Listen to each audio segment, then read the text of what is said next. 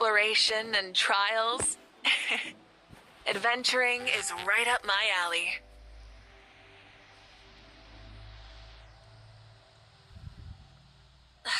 Instead of confining themselves to the heavens, God should broaden their horizons in the world below.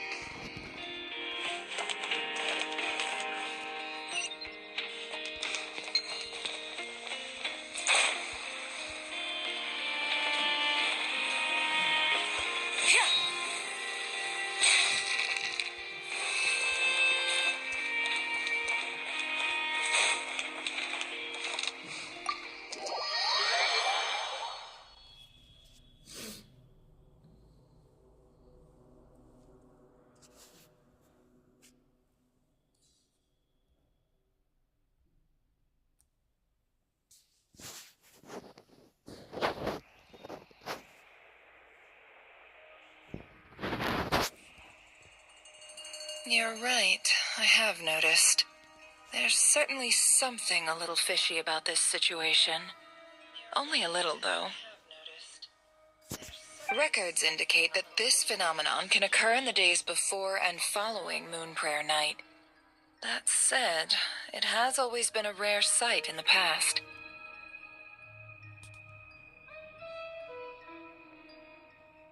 The odds of encountering these phantoms are similar to looking up in the night sky, happening to see a shooting star, and managing to make a wish before it disappears.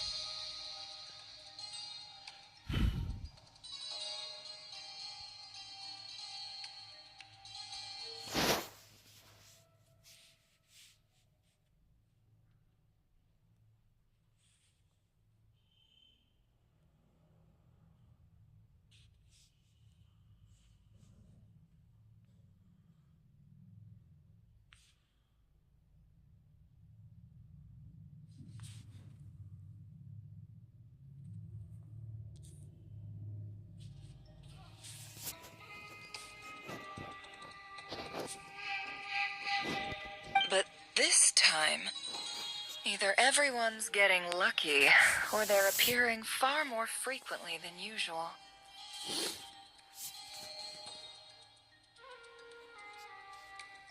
Yehoda's out gathering intel as we speak. In the meantime, let me check off some points of interest. First, the Abyss. The ones we saw seem to be abyssal monsters. Indeed. But we have identified one location where many more of them have made an appearance. And not just monsters, but human phantoms, too. Given the scale and nature of the phantoms, it's almost as if someone's last memories are coming to life. Oh. So you mean the phantom monsters are hunting down the phantom humans? Exactly. The phantoms can interact with each other, but we have no means of intervening. In addition, some of the human phantoms would seem to be from the very distant past. This is clear both from the clothing they wear and the stories they tell. They claim to be from Hyperborea, a name which I've heard from Lauma before. If this is true, it means they must be from 6,000 years ago. Paimon hear that right? 6,000 years? It sounds like this merits further exploration. That'd be a big help. I'll leave it with you, Albedo. My knowledge of ancient history is non-existent. I used to doze off every time the pre-Knights of Favonius era came up in class. It's quite a miracle that you were able to understand these phantoms' speech, given how long ago they lived. I suppose you're right. But I'll leave the archaeologists to ruminate over that conundrum. As an intelligence broker, my sole interest is in the value of the information I gather. Which, in this case, hopefully means earning myself some good favor with our dear Lady Moonchanter.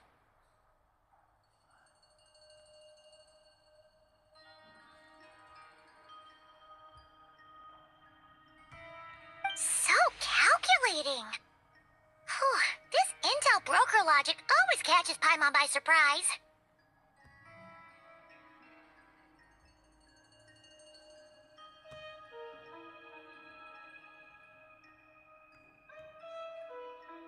Sounds to me like we could split the work up.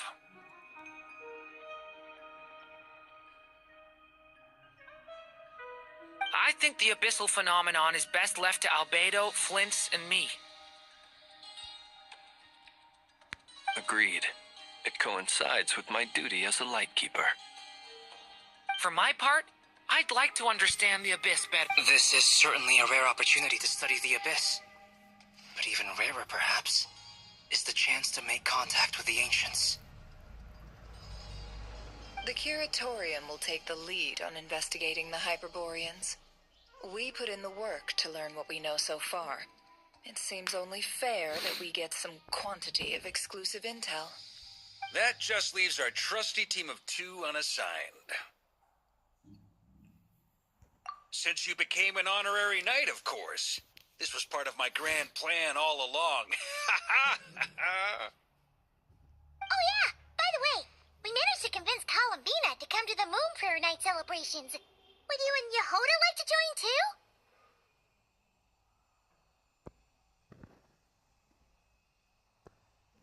She agreed to that? Huh. Quite an achievement. Never underestimate the traveler, I guess. I'd be happy to join. No point shutting myself inside when the streets are all decked out. I doubt any clients will be visiting during the festival in any case. And Yehoda loves a party, so I'm sure she'll jump at the opportunity. No. No, no, no, no, no, no, no, no. Way to contradict me in front of... Wait, no, that's not what I have bad news, boss. So many people. All right, everyone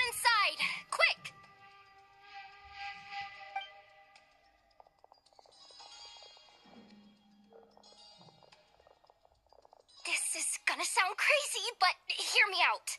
I saw one of those phantoms at Star Sand Shoal, and it was some sort of flying ship. Like a spaceship? That's gotta be the one you came to Teyvat in. You said you saw the same thing through the moon marrow, right?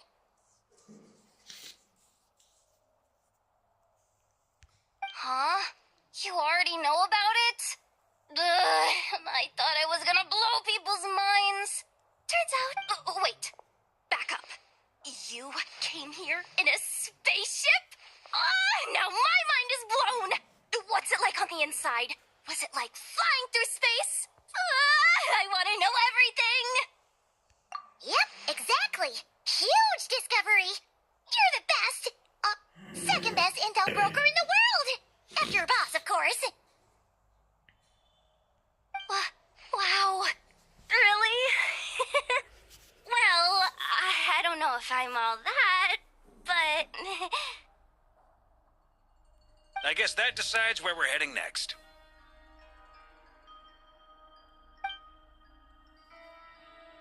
Come on, don't look at me like that.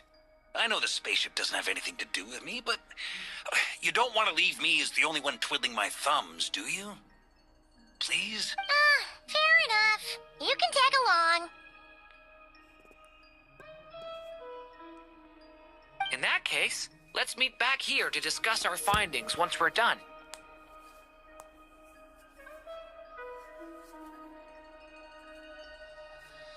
I wish everyone a productive investigation. You too.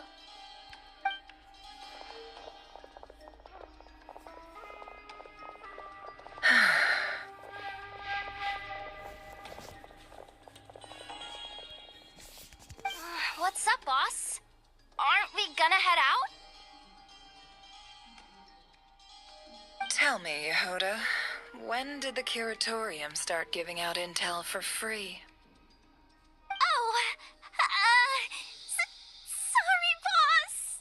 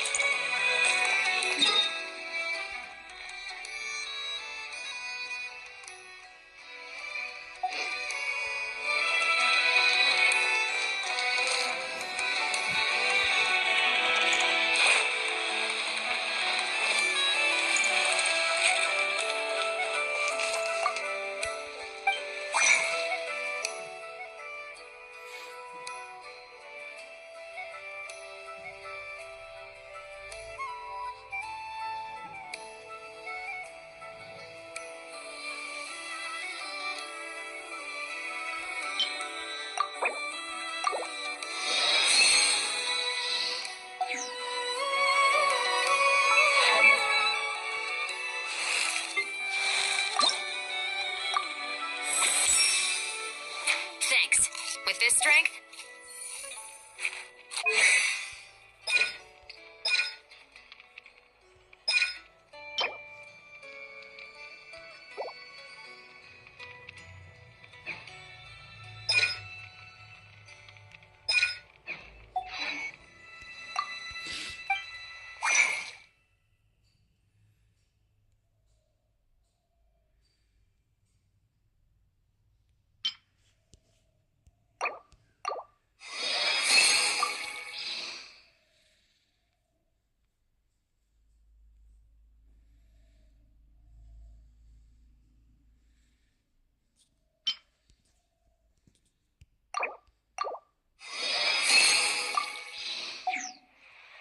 exploration and trials.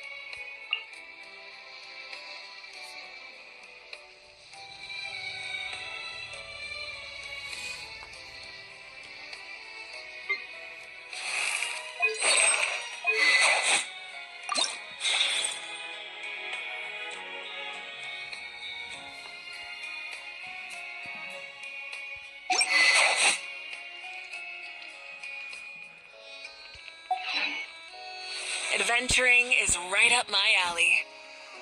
If the kids come over again today, I think I'll give them these.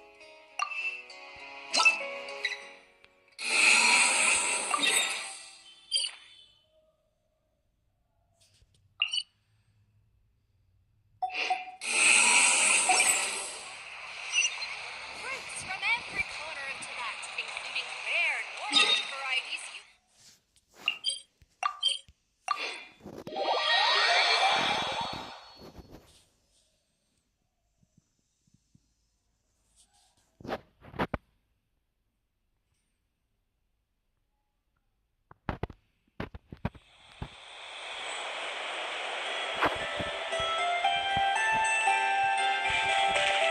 Try and stop me!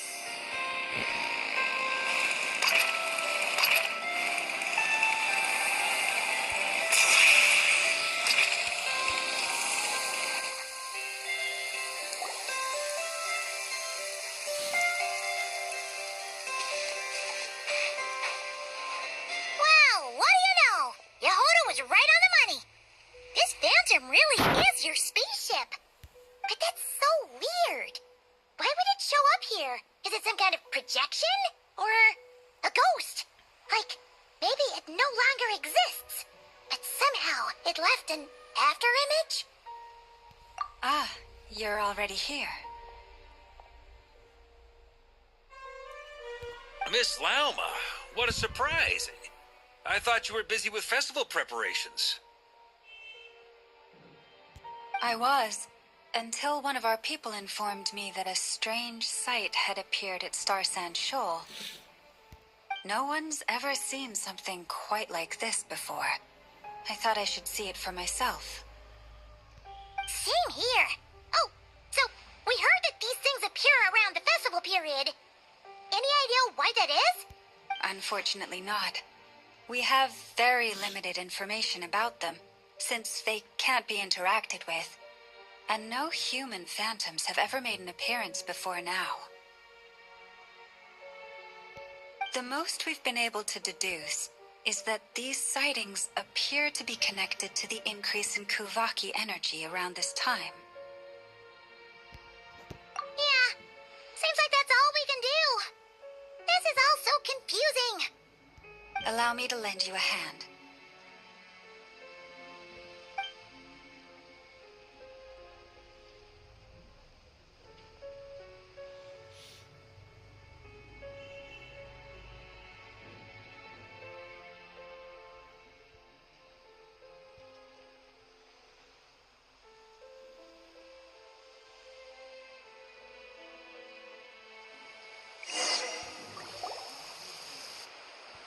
everyone. Our friend here should be able to provide us with some information. Is that a phantom Rhyhorn deer?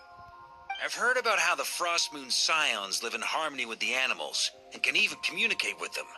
That's coming in handy now, for sure. Okay.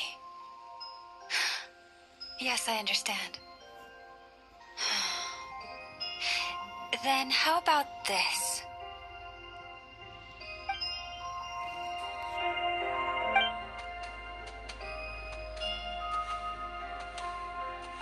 Oh, it's leaving.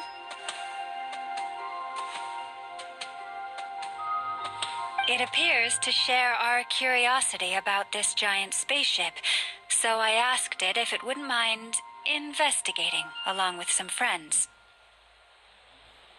In return, I told it about some nearby spots where the wild fruit grows abundantly.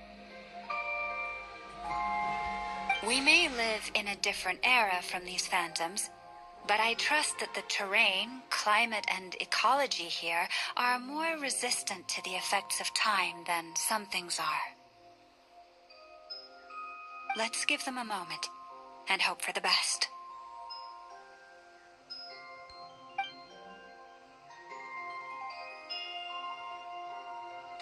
All back together? Must have been a lot of fruit. Indeed. Now let me ask them some questions.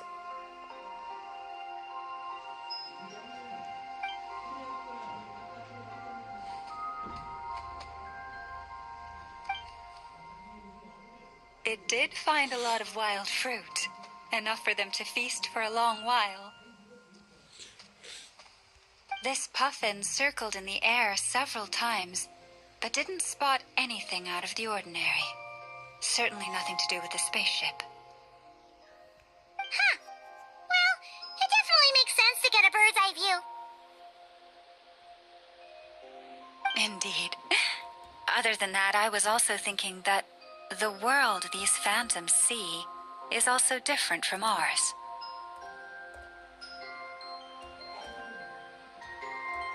Oh, I get what you mean. The wild fruit exist in both times and spaces, but there might also be things that only exist in that space-time, which we can't see. Good point. Great thinking, Llama.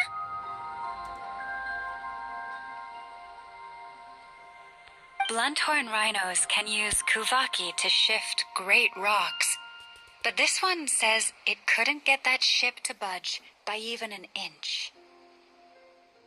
The sniffer mole tried too, but despite being a skilled digger, it could not get through.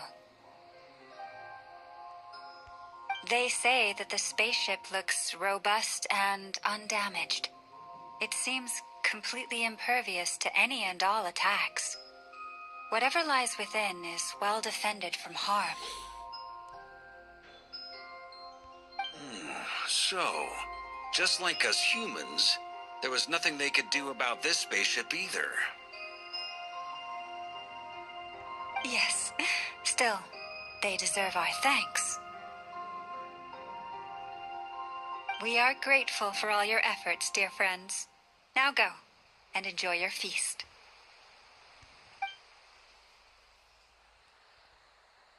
I've noticed some other human phantoms gathered nearby. Come on, let's go talk to them.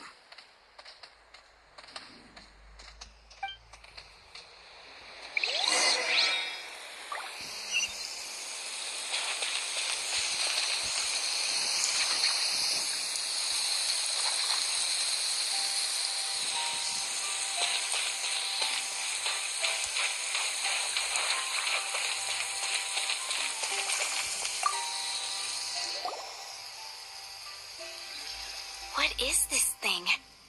I've never seen it move, and there's no way to get inside. Goodness knows. My grandpa says it's been sitting here at least since his grandpa was still alive. What about his grandpa? Did he say anything to your grandpa's grandpa about it? Huh? I don't know. In all likelihood, it was here back then too. Hard to imagine something this huge could move.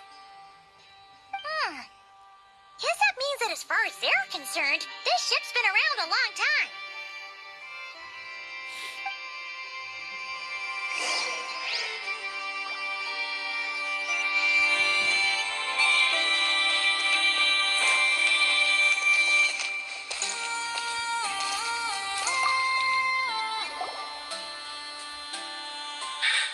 Come on, brothers. If we can get even a small chunk off of this thing, it's gotta be worth a fortune. Today is the day we strike it rich. Today is the day we strike it rich. Huh? You mean Paimon?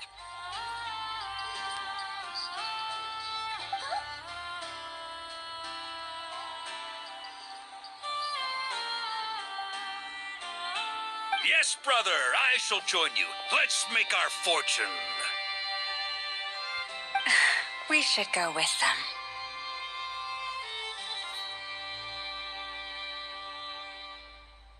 What the? This thing is crazy tough. I can't even scratch it. What's it made of?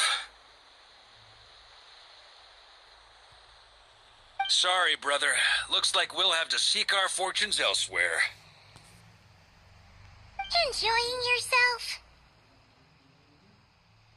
I was just seeing if I could influence this phantom's perception by playing. But nope, no dice.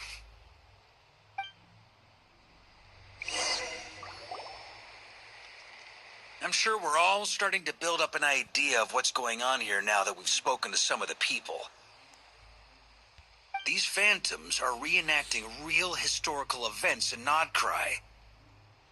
It's almost like we're in some kind of interactive stage play. We can talk to the actors, but the plot is fixed, and we can't influence it. It makes sense. History is set in stone. The objective facts of the past cannot be changed. Paimon totally thought you were just goofing around earlier. But actually, you were doing some serious investigating. Of course I was. Anyway, at this point, I think we're forced to conclude that although the Phantom spaceship is right there in front of us, we aren't going to learn much about it from these people.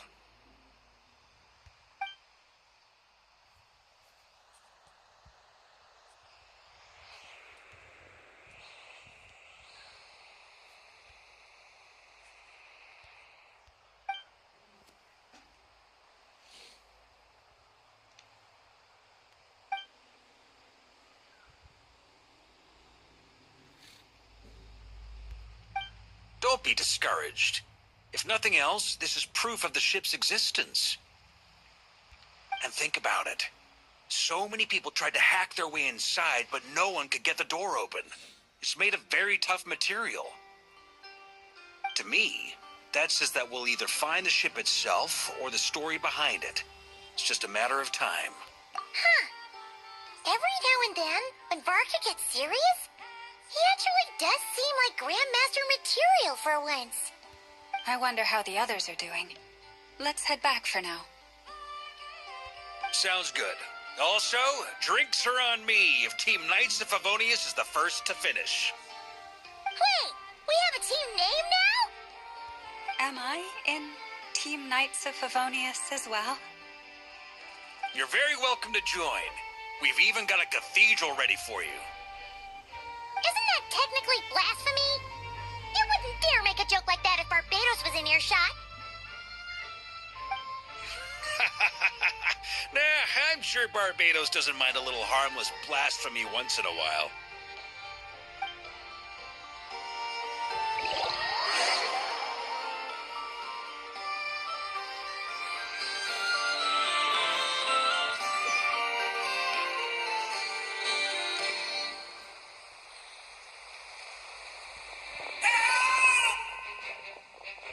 Oh, no! Get away! Oh.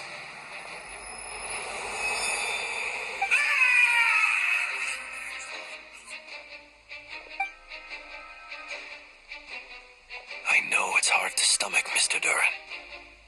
But as I'm sure you've noticed, there is nothing we can do to intervene in that which unfolds before us. But we have to at least try. And try you have. But are you aware of how many unsuccessful attempts you've made now? I wasn't keeping count. I'm afraid this is the 39th failure so far. Or the 5th if we're only counting this particular victim. There are no indications that these phantoms may be altered in any way.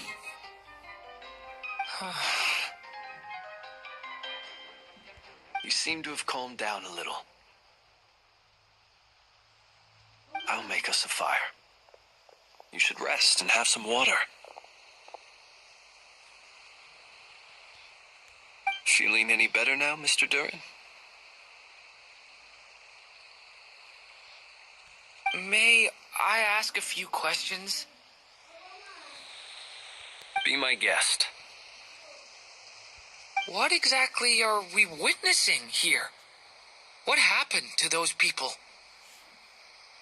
My guess would be that we are seeing Nodcry during the Conrian Cataclysm. Would that be accurate? Conria.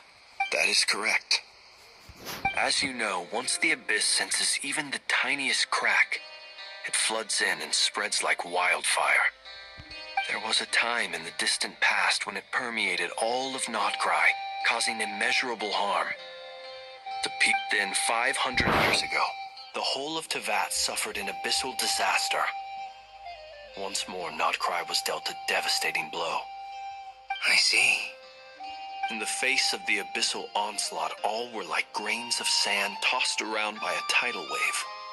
Be they human, fae, or god. The moment you witnessed is but one drop in a whole ocean of catastrophe. All right. I guess that answers my second question, too. I wanted to know why there's nothing I could do to help them, and that's because what we are seeing is history. That would be my guess as well. As I understand it, history and fate are not all that dissimilar. The latter may be unseen to us, but both are immutable. Yes. Fate was determined long, long ago.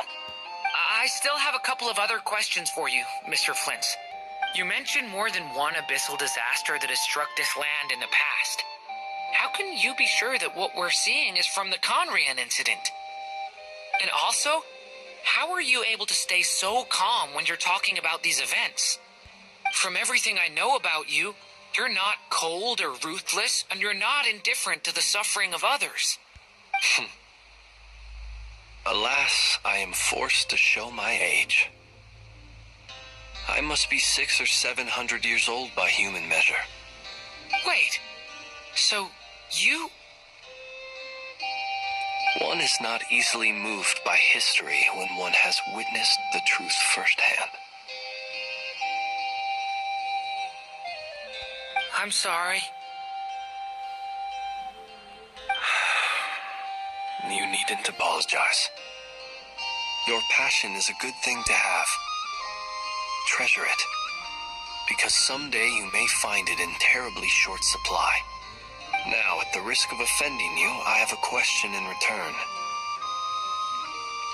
Your curiosity toward the Abyss, is it born from hatred or because you sense its call? I only ask because I kept a fragment of Rerear's body in my lantern for a short time. Specifically, his heart. So I know, and I hear its power growling from somewhere within you. In my eyes, your mere existence is a miracle. My honest answer is... I don't know.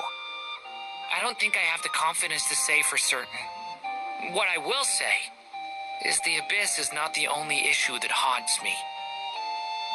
Even before I became who I am today, the question dogged me constantly. Should I even exist at all? My doubts remain unresolved. But when we fought Rerear, something became a little clearer to me. Sometimes it is the darkness within us that allows us to achieve the impossible. I certainly got the sense from your 39 attempts that you were trying to achieve the impossible. It sounds like...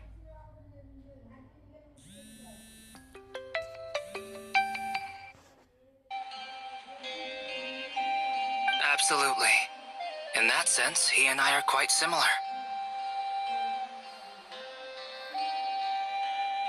Then I wish you every success. I look forward to the day of your transcension.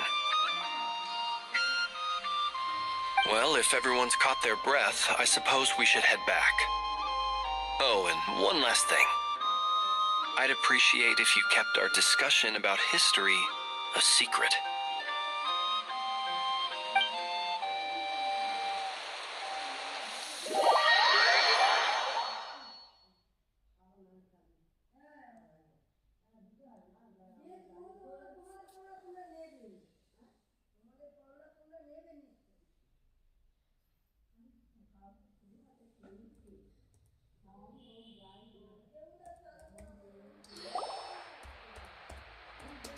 Incredibly, our separate investigations led us all to the same conclusion. Hooray for consensus!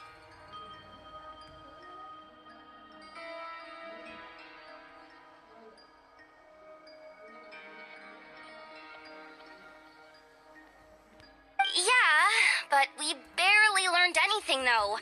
I totally thought this would be the mother lode. Talking with the ancients? I mean, come on! But nope. All we got was useless snippets of conversation. And all this stuff about moons and hyperopia. What a load of baloney. Seems like people back then had a few screws loose. I understand your frustration. We found the same issue. Each phantom only showed a very brief moment in time. There isn't much value to be found in these miscellaneous fragments of a civilization's history, no matter how glorious it may have been. If there's a silver lining, it's that these phantoms are harmless to the present reality. They shouldn't get in the way of the festivities. Paimon agrees. And not just because it's the first thing she understood in this whole conversation. You look disappointed, Nefer. Is something the matter? What do you think? We all worked our tails off, but the only one to gain anything from it was you, Lady Moonjanter. Well, please do share the Hyperborean records with me. I will gladly inscribe them in our people's documents. Oh, duh! Yeah! That was it! Hyperborea. I'm serious. Only an expert in the Frost Moon Scions and their history can turn these records into valuable research material. The alternative is to let them gather dust on the Curatorium's storage shelves until the pages turn yellow. Nefer, you're wise enough to know that cooperating and sharing the profits is the best course of action here. Well, that goes without saying. Sure, let's do that. Huh? But didn't you say we aren't supposed to give out intel for free? Sorry. Shutting up. Now is not a good time to push Nefer's buttons. Anyway, back to Moon Prayer Night. I'm thinking that we should prepare something a little special, aside from the usual decorations and so on. You mean a parting gift? Can't go wrong with food. Although, does food go bad on the moon? Perhaps a lantern would be a better choice. It might be... It could prove difficult to light a lantern on the moon. Magical stones might serve that purpose better. What about a clockwork mecha model from Fontaine? I've got a whole bunch at home. I use them for fighting practice in my free time. None of these sound like things she would be even remotely interested in. But we don't interact with her enough to know what she likes. Yeah. It would really save us the guesswork if someone could find out what she's into.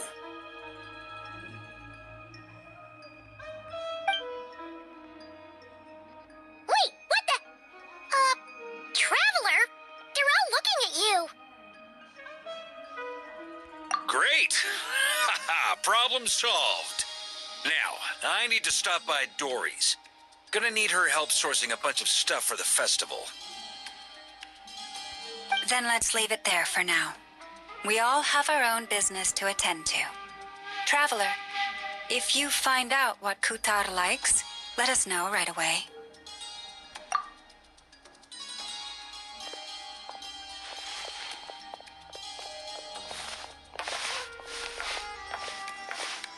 Is something the matter?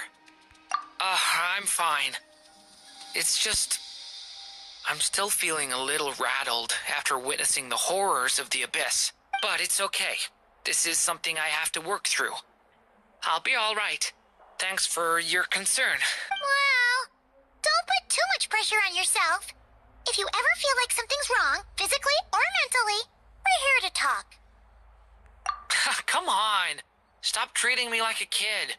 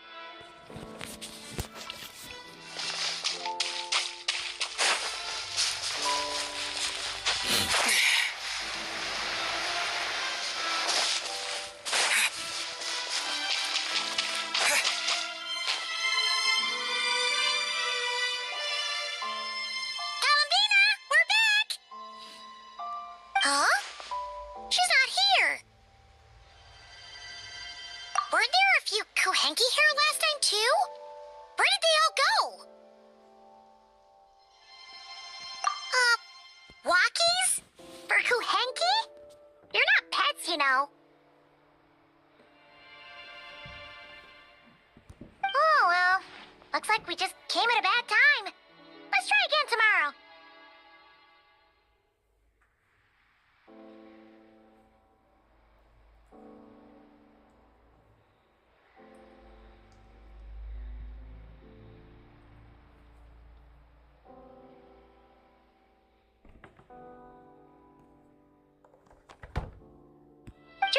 few days until Moon Prayer Night, so we're in no rush.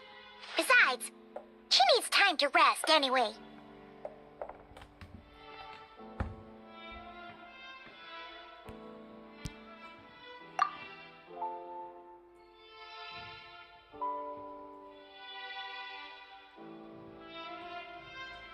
Kalamina! Are you back yet?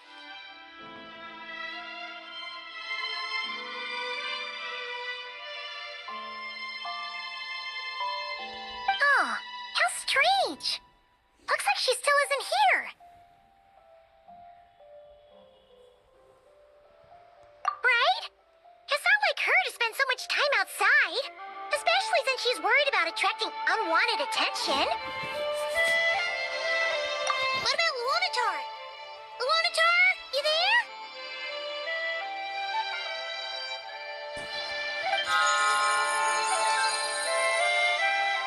Hey! Do you know where Kalambina went?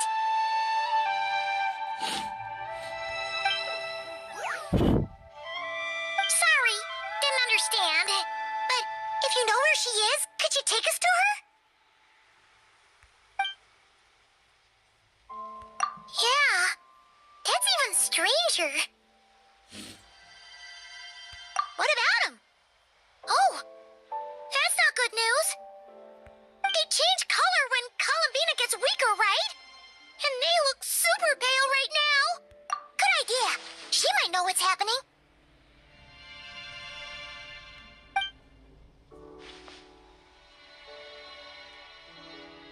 Llama!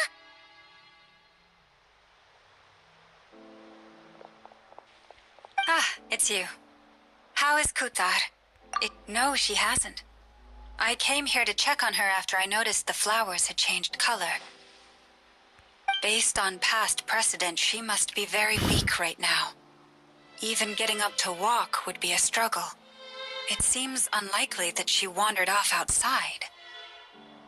Not to mention that she doesn't do that at the best of times either. So yeah, this is super weird. No. Very few people are in the know about Kutar's whereabouts. And if anyone suspicious had visited, they'd have left some sort of evidence. Come on, let's go to Nasha Town. If anyone has seen her, someone there will know about it. It's not Krai's information hub after all.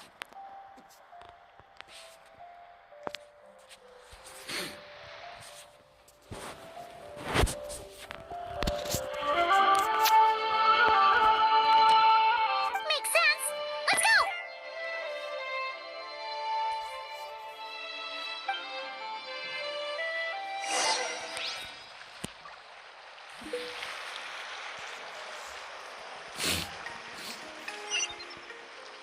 Full throttle!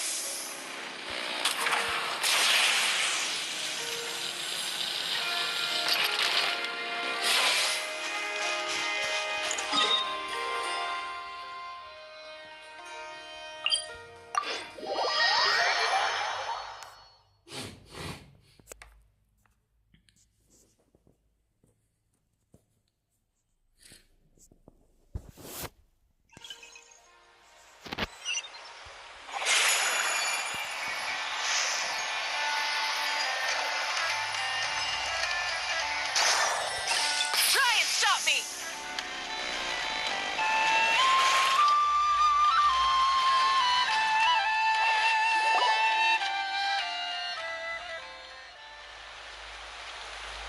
Wait a moment. Is it just Paimon, or is this stall kind of suspicious? It's never been here before, right? No, I don't recognize it.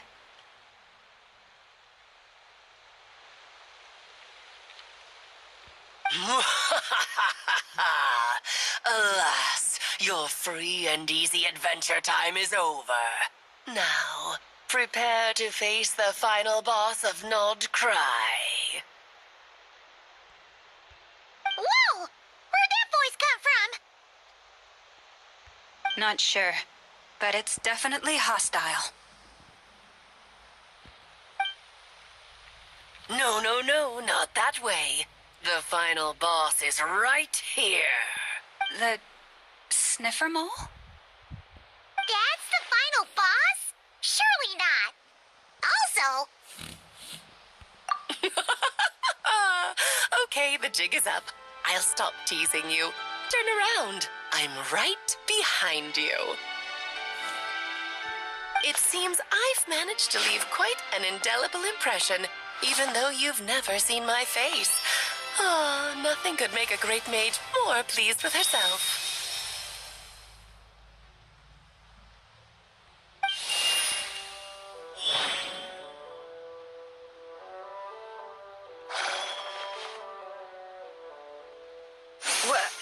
What is going on? I've heard that all the big shots in Teyvat have long, wordy titles that stun people speechless when they make their entrance. Unfortunately, none of them are affiliated with the Hexen Circle, and we ourselves keep a very low profile. The notorious name-dropping doesn't quite work for us. Still, I, for one, think I'm really quite amazing. So that didn't stop me from coming up with a title anyway. Alice? It's really you this time? Not a lantern or a Dodoko, but Alice in the flesh? Oh, that's right. So, what do you think? How does it feel to finally meet me? You look like... Oh, that's the first thing you thought. A little surprising, but that actually makes me very happy. Because that means that when Klee grows up, she'll be just as stunningly beautiful as her mother. So she's a friend of yours? Kind of. This is actually the first time we've seen her in person. I see. Madam Mage, that was, quite a powerful entrance. I certainly won't be forgetting it anytime soon. It's okay, Lauma, don't force it. Paimon will do the honors. This is Alice from the Hexen Circle. She's a friend of ours. And a Varkas, too. That's right. She's a good person, just kinda unpredictable. Well, what is the human heart if not unpredictable? If we could not do as we please, how would we differ from machines? I am Lauma, Moon Chanter of the Frost Moon Scions. It is a pleasure to meet you. Oh, I know. Before you got here, I spent a good, 15 minutes getting up to speed on Nodcry's present situation. In other words, I've read the whole in the last episode part, so we can skip the pleasantries. Fair enough. Well, Miss Alice, I can already tell that you have quite a unique personality. He'll get used to it. Paimon sure is. So anyway, what are you doing in Nodcry, Alice? Oh, I thought I told you already. This time, I'm the final boss. And what a formidable foe I shall be. Powerful, confident, decisive, and good luck finding my weak spot. You will never succeed. Oh, drat. My one weakness, and you found it in an instant. Fate has been dealt a devastating blow. Thus falls the great Dodo King. Why are you playing along with this nonsense? For funsies, of course. What's wrong, Paimon? Are you disappointed in me? Am I a gigantic letdown? No, it's just... you seem like a busy lady. And this is the one time you've shown up in person. Paimon figured it would be for something more high stakes than just goofing around. You're quite right. I'm here in Nodcry because something big happened. Something big enough it caught the attention of the Hexen Circle. It concerns the 3 moons, Teyvat's borders, and of course, the moon goddess you are currently searching for. Kind of. Why don't we discuss this over a pot of tea? My main reason for coming on this trip to Teyvat was, of course, to have some fun. But I do technically have a job to do as well, namely, maintaining the stability of Teyvat's borders. I'll skip over the complicated parts, but to sum it up, abyssal energies are all that lie beyond Teyvat's border. We'd find ourselves in a real pickle if they ever made it through. And the phantoms you've been seeing are a sign that the border has been disturbed. Ah, no wonder they tend to show up around Moon Prayer Night.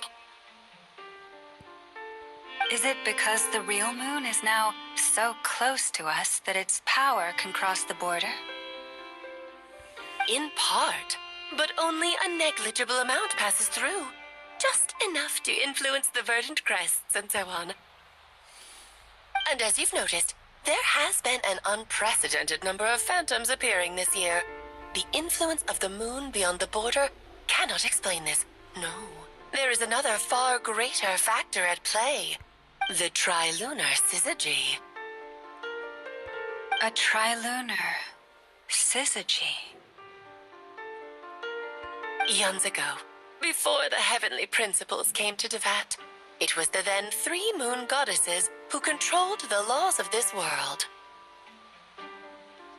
Oh, that's exactly it!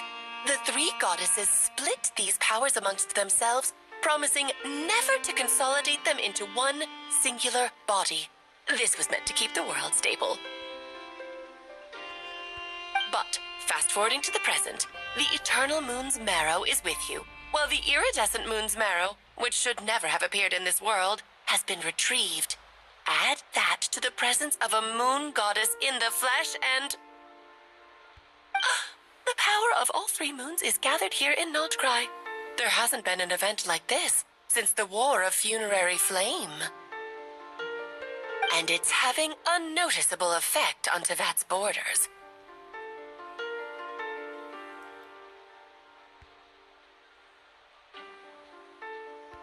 Because I wish to give my darling daughter a peaceful, sunny environment to grow up in.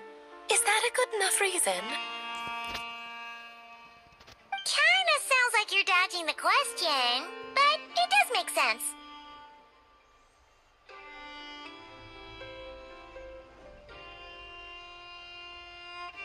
Well, that's one reason anyway, and the most important one.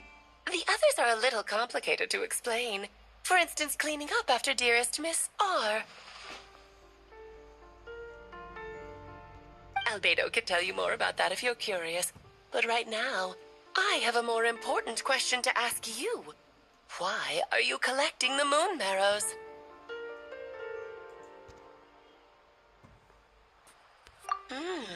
I see. Nicole told me about that legend once.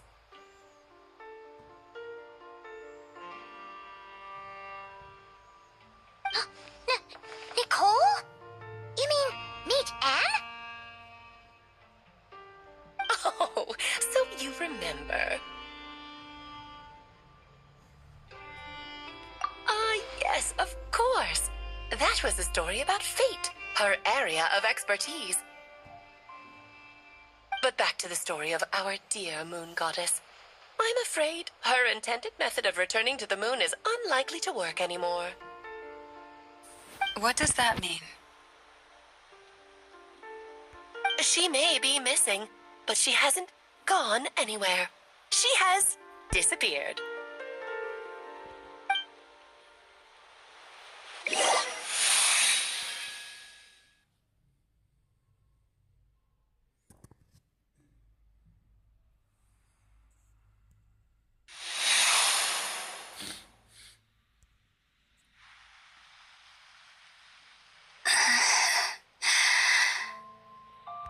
My body is so heavy.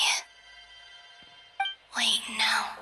It's my mind that's heavy. My arms and legs are as light as a feather. What's happening to me?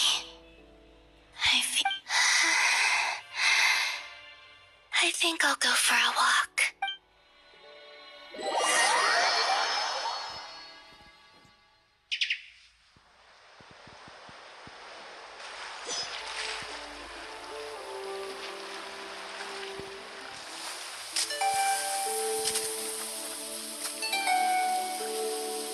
Are you out for a walk too?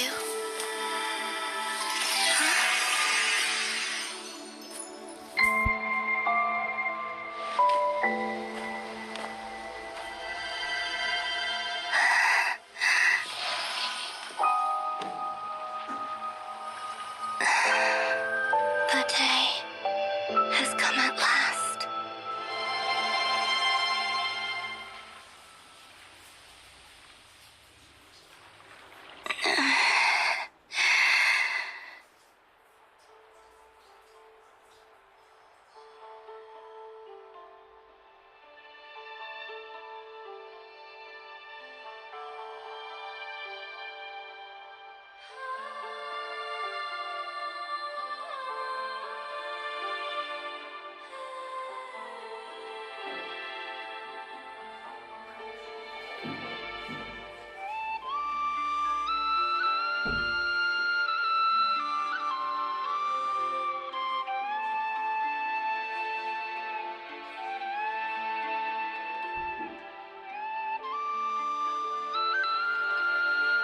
Have I grown so weak that I can't even sustain my physical form?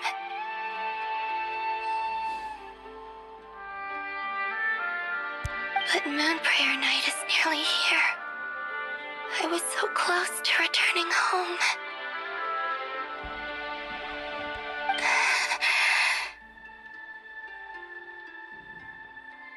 Death is near. Is this how it ends for me?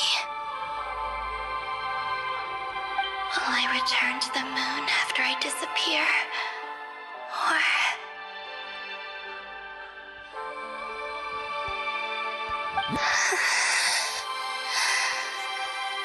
I don't want it to end like this.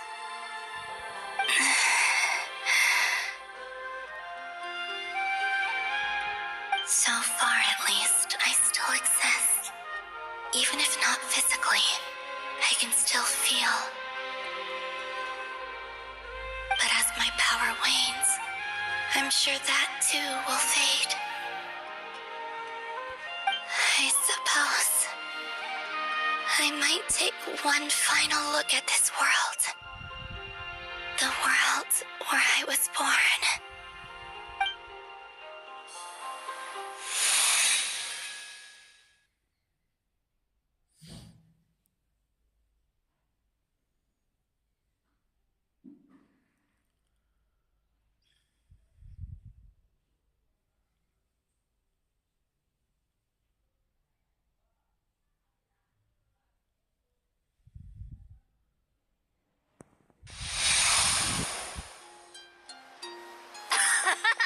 Come on! Come on! Wait for me! The Frost Moon Enclave. How much it has changed since I was born. These decorations, they're so heavy. It's times like this when you kind of wish men could be priestesses and acolytes. How fascinating. I've never had the chance to be privy to people's private lives in this way. In the past, people would get so solemn and serious the moment I showed my face, like they were frozen stiff. Karina, Lametti, it's time to eat.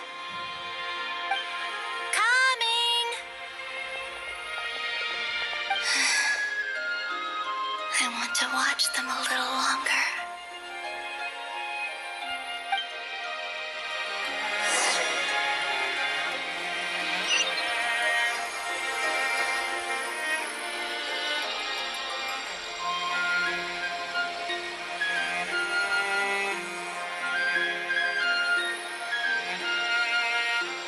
So just fill these balloons with air, right? Yep. Try a couple now to test things out. The rest can wait till Moon Prayer Night.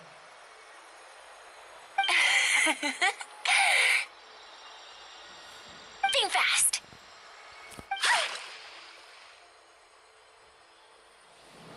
Rita!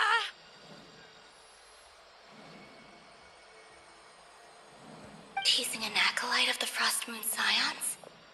Surely that's a punishable offense. Take this!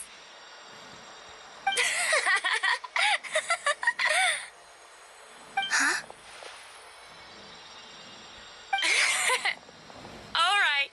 enough horsing around. Lady Liyue gave us a task. We should get back to it. The task is just to check that the balloons don't leak, right? Doesn't matter if we fill them with air or water.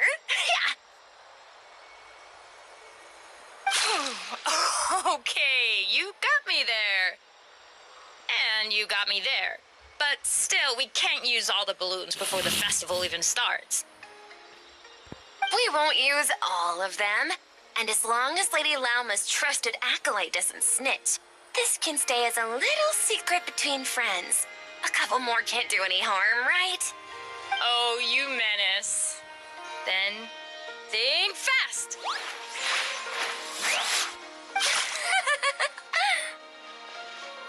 Is pumping a balloon full of water really so much fun?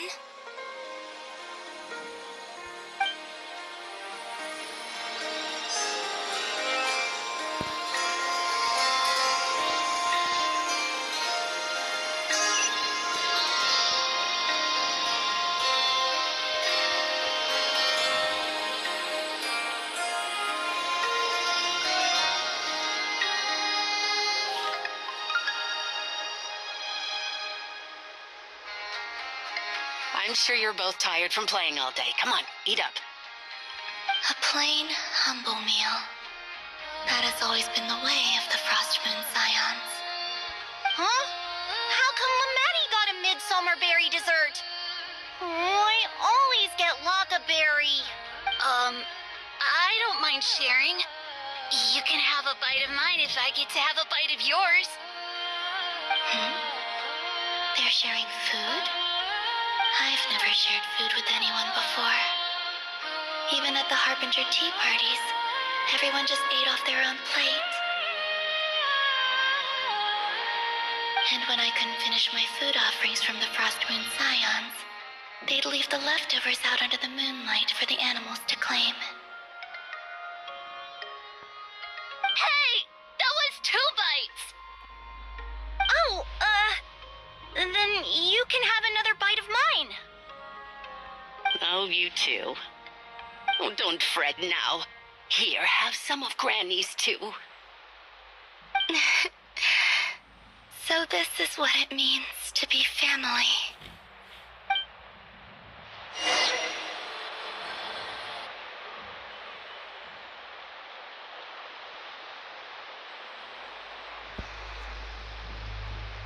I'm seeing so much that I'd never usually get to see. They'd never act like this when I was around.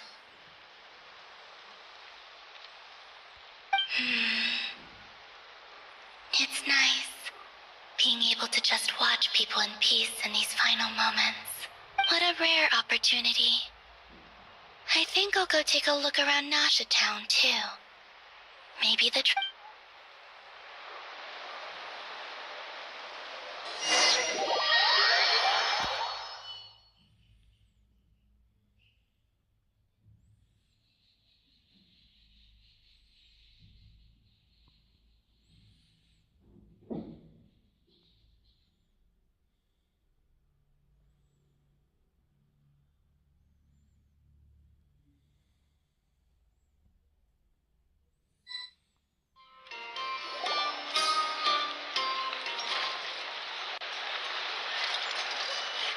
After the War of Funerary Flame, the moon goddesses were no longer recognized by Teyvat.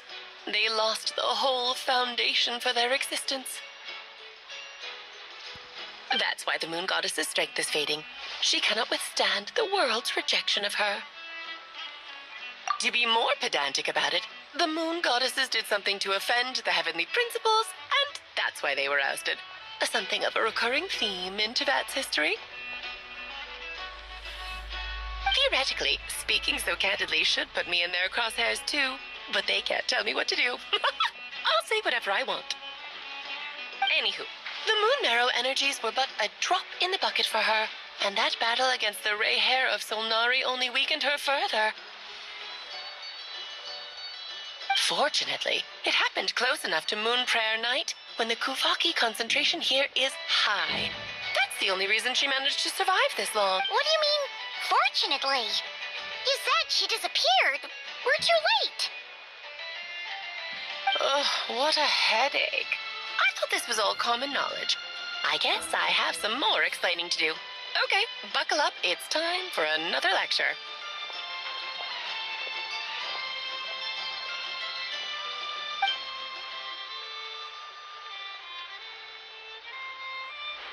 Now, I said earlier that the moon goddesses lost the foundation for their existence.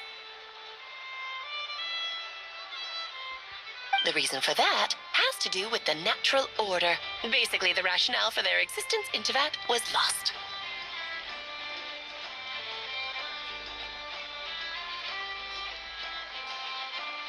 The same logic applies to the present moon goddess, too.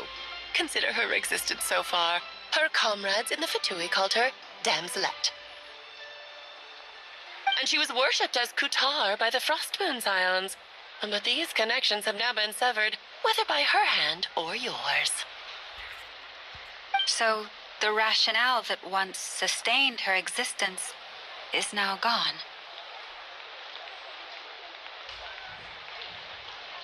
Wait, we did that to her?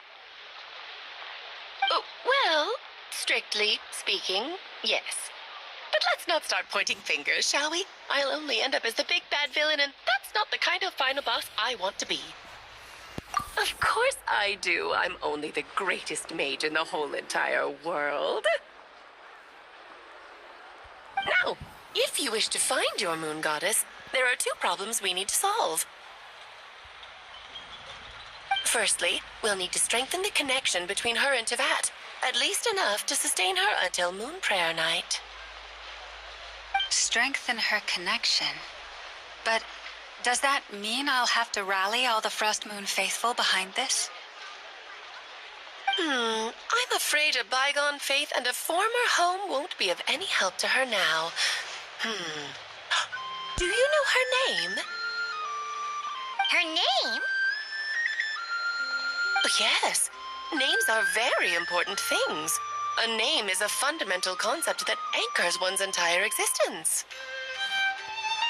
Then your first job is to find it. As a moon goddess, I'm sure she must have a name she identifies with. Neither Columbina nor Kutar is her true name, and she's never really accepted either of them. So, finding out her real name is enough to sustain her existence?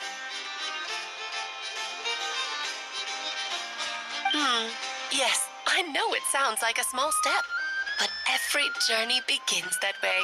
So for now, that's all we need to focus on. The second problem is with her plan to use the moon marrows to return to the moon. Unfortunately, piercing through the false sky will take an enormous amount of power. Given her current condition, she won't be able to provide anywhere near enough power, even if she... But no need to fret. Nicole's the expert in this field, and I'm sure she'll figure something out. Wait, Mage N is going to help us out too? That means we've got 2 Hexacircle mages on the case. This is turning into a pretty big deal. Actually, this is more of a side quest for me. Like you said, I'm a busy lady, so I can't stay for too long. I'll have to return to Teyvat's border soon. That's the upside you get for looking out for my little Klee. Hopefully that will incentivize you to carry on keeping her company in the future. Anyway, jokes aside, you'd better get moving. It will take quite a miracle for the moon goddess's consciousness to hold out till Moon Prayer Night. Oh, I suppose I might as well tell you where Nicole is before I leave. Off you go now. Time to meet your new friend. Oh, yes, and a little suggestion. Don't forget to mind your heads. What? I wonder how Duran's doing. I should really go see him before I head back. You really are super busy. I most certainly am. There's so many children I have to keep tabs on just in Mondstadt. Duran, Albedo, Venti, Varka. Klee didn't make the list, huh? Of course not. Klee is my pride and joy. I have no qualms about her, because she's the best child in the whole wide world. Oh, yep. Klee's a little angel. I'm glad you agree. Well, all the best. See you when I see you.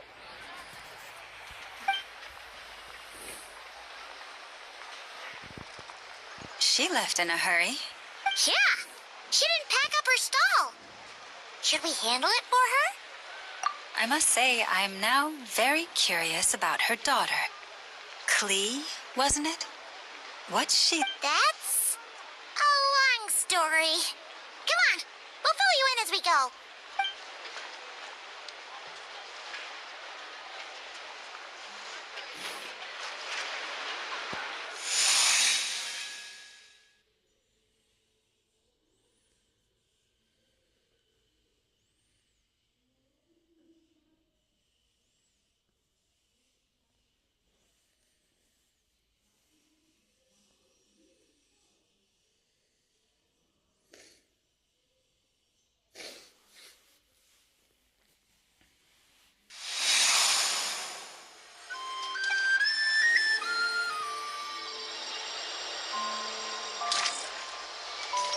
What a lively place. I've never experienced Nasha Town like this before. Hey, you old geezer! Your hammer's rusted through! Who are you calling old geezer? Are they quarreling? I'm looking right at him. You've really gone downhill since giving your daughter free rein in the workshop. Can you even swing a hammer anymore? It shouldn't take you days just to fix a single chair. You might as well use that hammer to massage my back for all the good it's doing. Don't run your mouth, or you'll get a back massage that'll put you in bed for the rest of your life. Look, the materials haven't arrived yet, all right? You know how busy it gets in the days before moon prayer night. I'll bet you send all the materials to your little princess. Blood's always thicker than water, huh?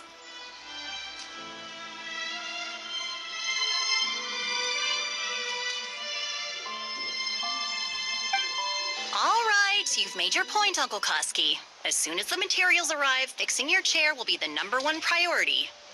And Dad, if you've got time to chat, why don't you lend me a hand,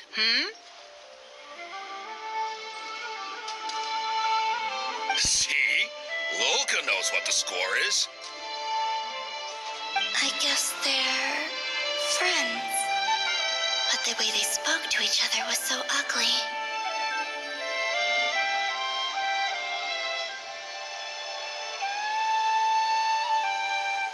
Then again, it wouldn't be the first time I've seen something like this. Columbina! Sing outside my door in the middle of the night one more time, and I'll unscrew your vocal cords. You hear me?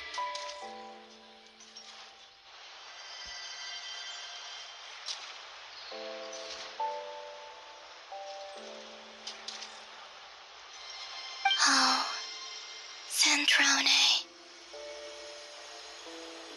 So that was her way of trying to be friends with me.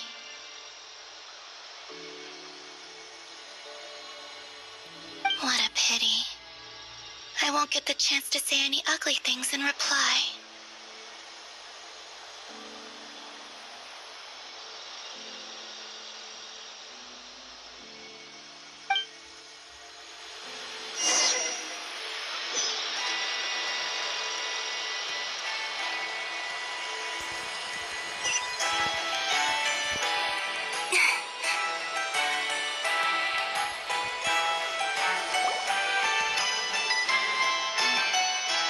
Hey, have you decided what to give her for moon prayer night?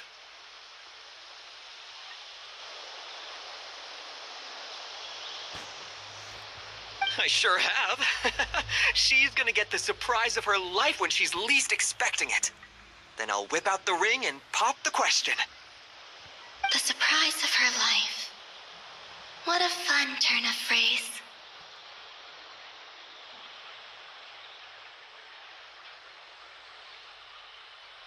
Cool, I get the picture. You can spare me the gushy details. Ooh, looks like we have a customer. Hello there, ma'am. Would you like some moon prayer night? Huh? Is he talking to me? Can he see me? Here you go.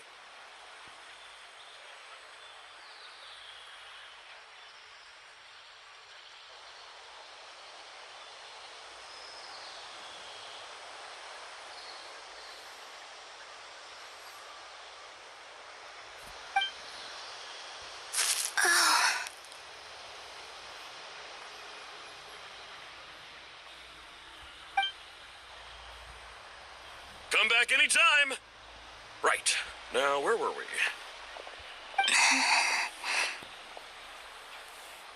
I don't know why, but I still held out hope.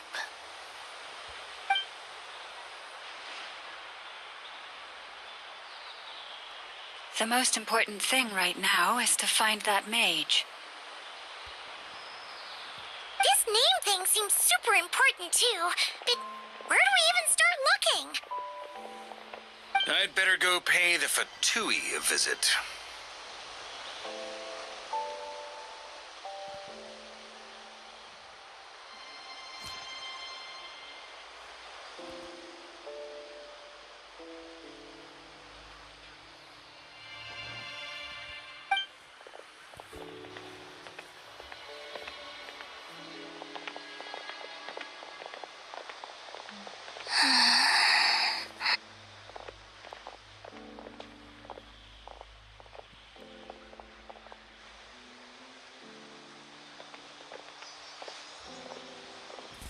Columbina?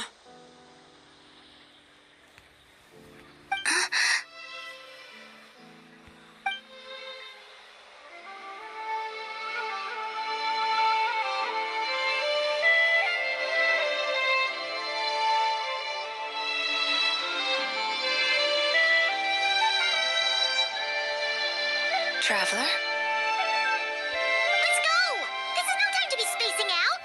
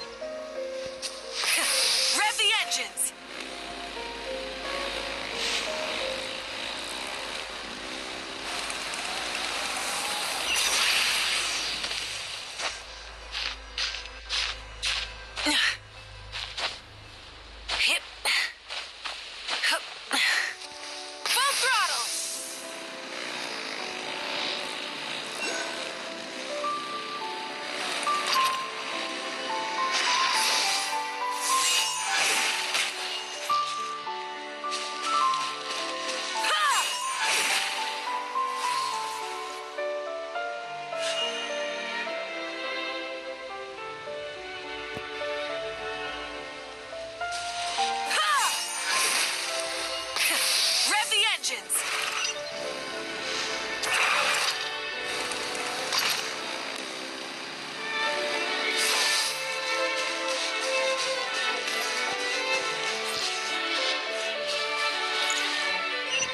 Try and stop me!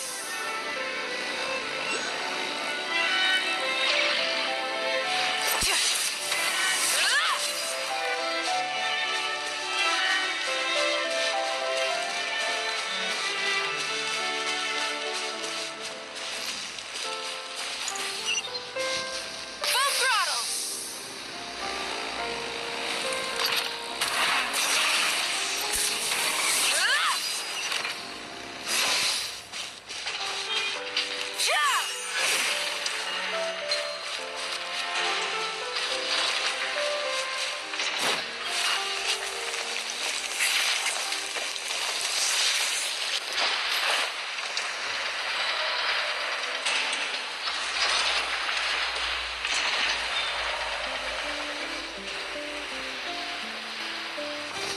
Try and stop me!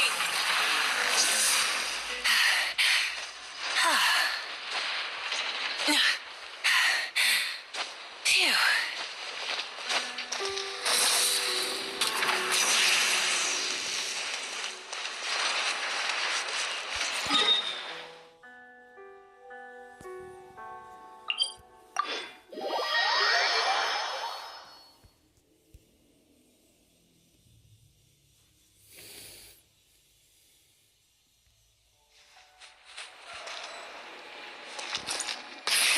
Rev the engines!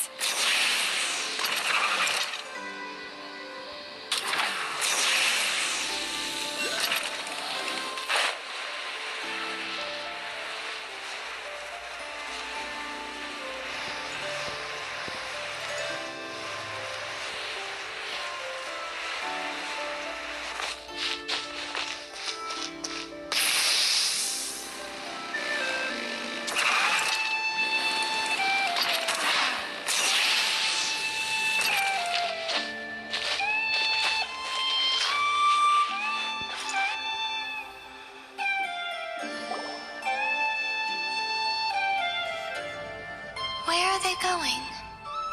They mentioned a mage and a name? So, Mr. Varka, are you acquainted with this Nicole? Or should I call her Mage N? Not really. We've never met, though she has come up in conversation. From what I've gathered, Alice kinda took Nicole under her wing. Taught her how to speak in a more ladylike fashion. That kind of thing. Huh. Hard to imagine Alice as an etiquette coach.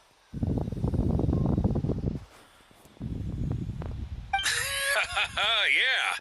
Alice is a larger-than-life personality, I'll give you that.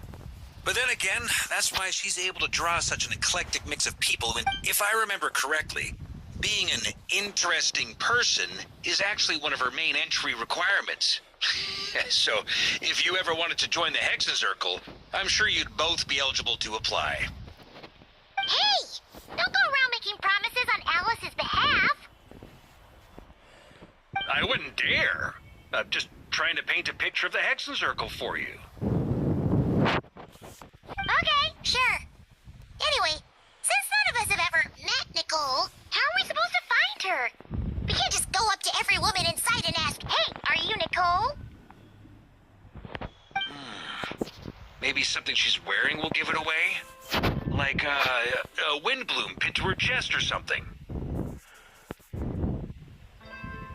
Wait a minute. Alice never said Nicole was from Mondstadt. Oh, true. That would be this young lady, then?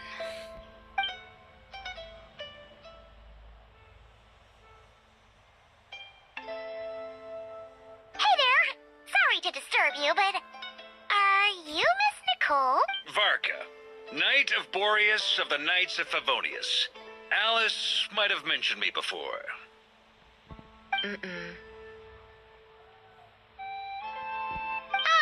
Have we got the wrong person? Sorry. Well, this is awkward.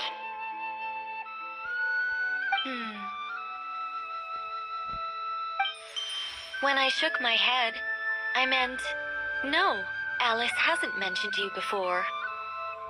Huh? Where is this voice coming from? My apologies. For certain reasons, I am unable to speak. This is the only way I can communicate with you. It might take some getting used to, but I hope you can understand. Hey, it's fine. I'm more shocked by the fact that Alice never speaks about me. As for you two, we have crossed paths twice before, but it is nonetheless a pleasure to finally meet you. Oh, it's really you! Thanks for all your guidance in the past. You're quite welcome. This time, things are different. We have reached the unwritten pages of the story. You might say that we stand at the crossroads of fate. Now then, allow me to formally introduce myself. My name is...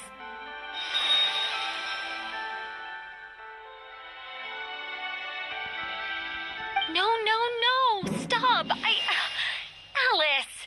I can't believe it! I had a whole speech prepared. I'd agonized over every single word.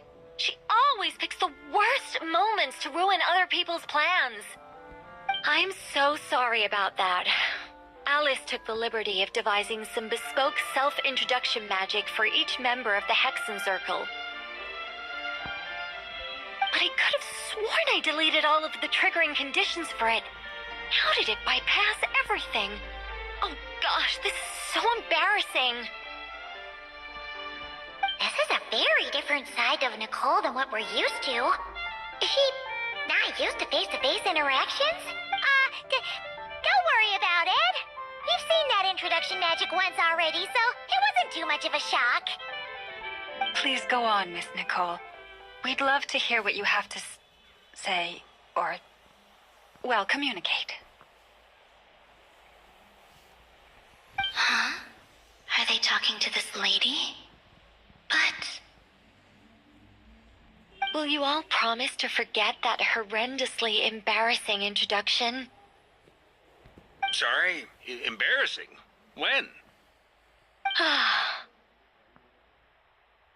Yes, my name is Nicole, and I am one of a very...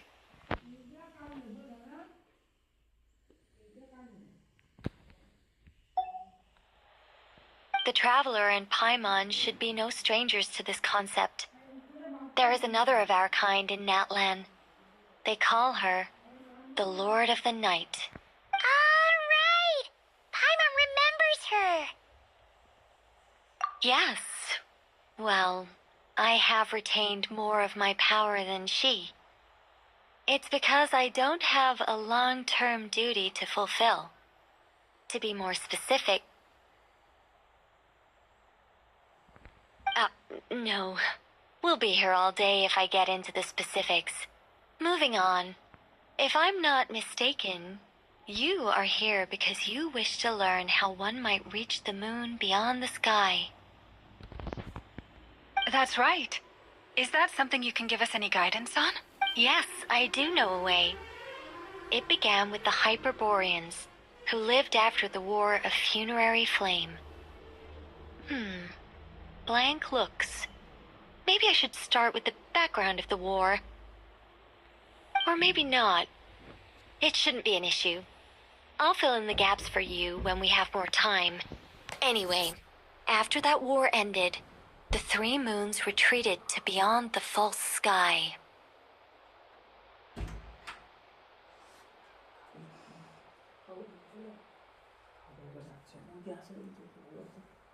The Hyperboreans were humans I once aided. They accepted the civilization and creations bestowed upon them by the angels.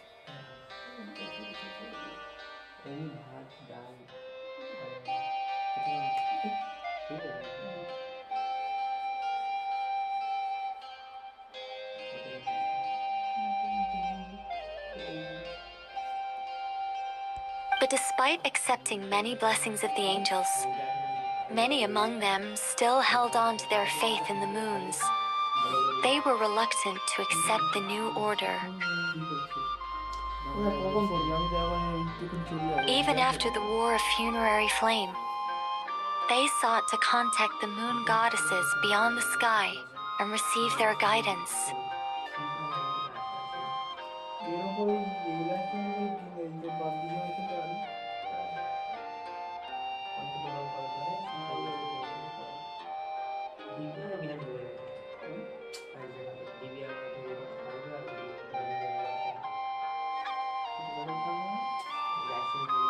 But all three had passed away by that point.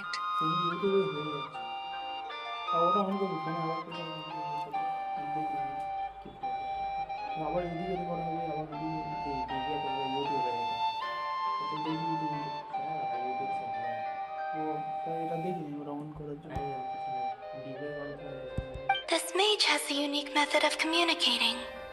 Is she talking about the moons?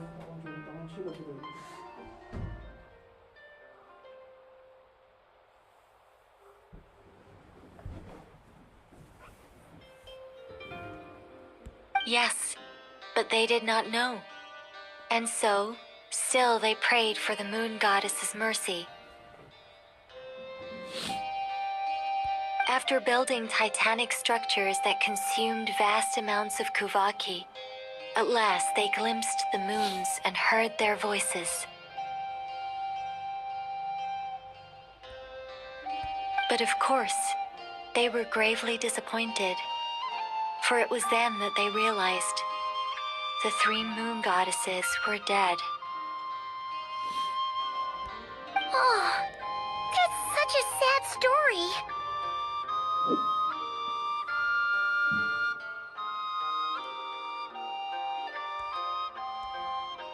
It is. Humanity was in a very sorry state at that time. The angels who had once aided them were gone, and the War of Funerary Flames had left them homeless and destitute. Just a second, I gotta ask. How relevant is all this history to the task at hand?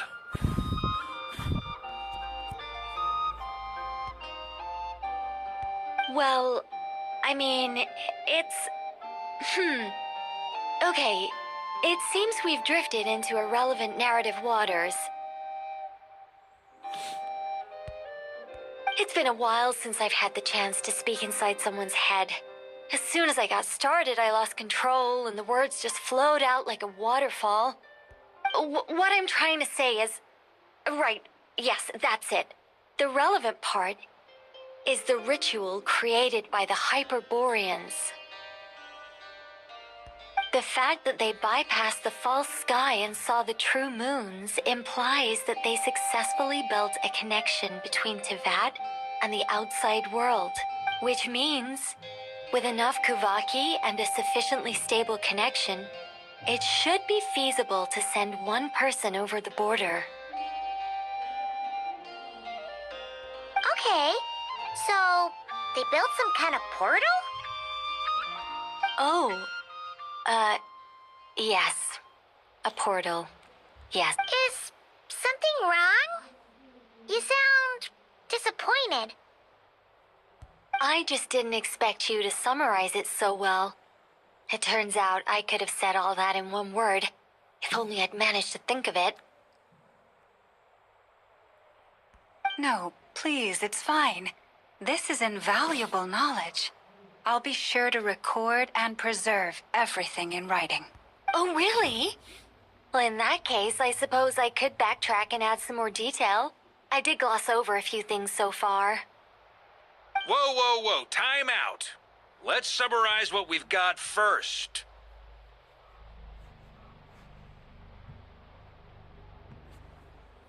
The Hyperboreans were the last ones to use this method, right?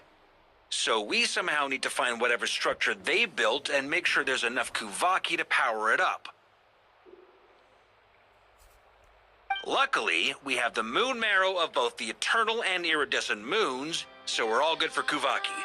Which means the key issue we need to focus on is finding the place. Am I right so far? Yes. Although, I expect the structure is long gone by now.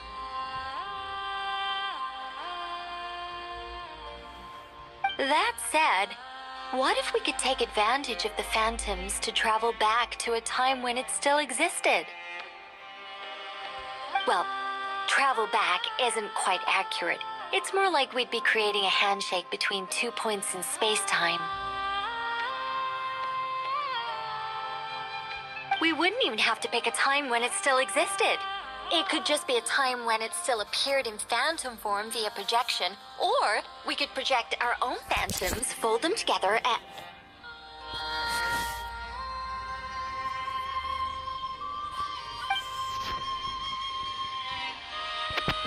You look lost. Was that too hard to follow? Yeah, things got a little, technical there. Paimon's brain is reaching capacity. All right. Let me think about how to put this more simply. Okay, got it. Over the next few days, I'll search for phantoms that we can use. Once I find one that meets the criteria, I'll let you know and we'll regroup. By completing certain rituals, specific individuals will be able to enter the phantom and make it to the Hyperborean structure. If everything checks out and it looks feasible, we'll just need to wait for Moon Prayer Night, and we can send the Moon Goddess back home. I'm really skimping on the detail here. Is this making any sense at all? I think so. For now, we'll just wait to hear from you.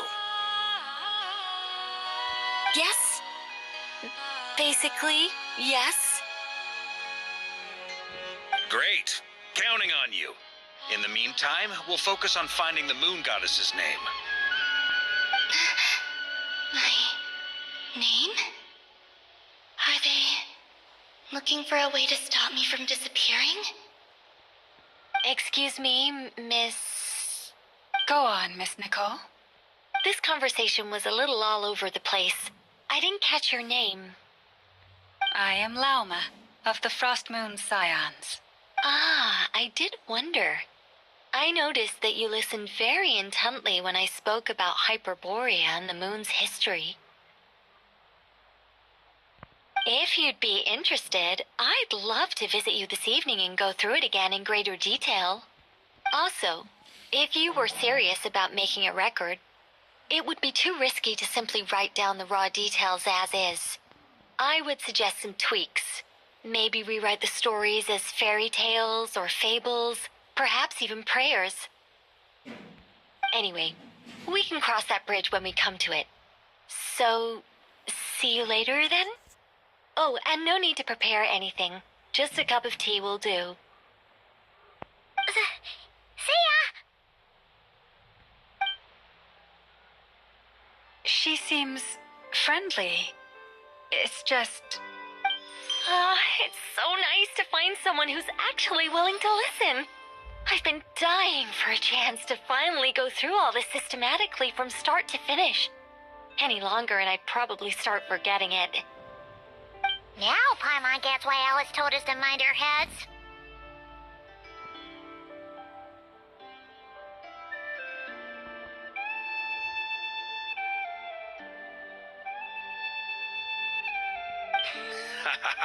What did I tell you?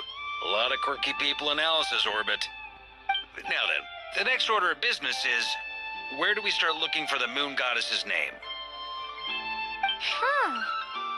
Maybe the rest of what Nicole has to say might give us some clues. Once I've heard her out, I'll summarize the salient points and share them with you all. I'm also inclined to review our other documents. Yes, our faith was first established by our Hyperborean ancestors, but many of the more factually accurate records are from after Kutar's birth. Sounds like we're gonna follow Columbina's journey through Teyvat, huh? In that case, we'll start by heading to the Frost Moon Enclave. Sounds like a plan. Take this with you. I'll see about getting in touch with the Fatui. It'll probably just be Arlecchino and Sandroni again. Thank you, Mr. Varka. Don't mention it. Honestly, I'm more comfortable dealing with the Fatui than prying into the details of a young lady's childhood. Catch you later.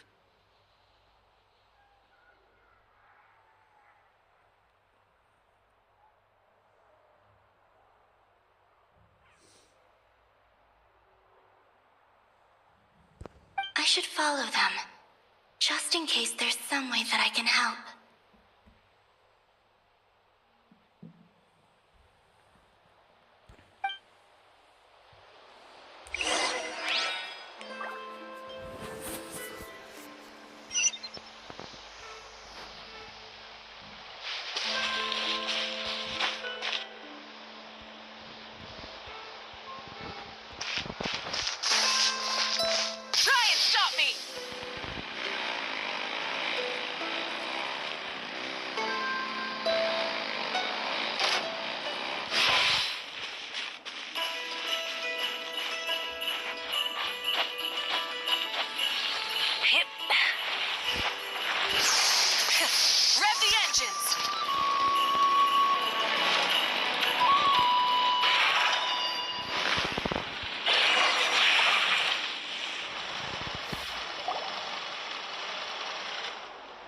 A while ago, I took the time to organize all documents in our possession that pertain to Kutar. What you see here is the material I consider reliable.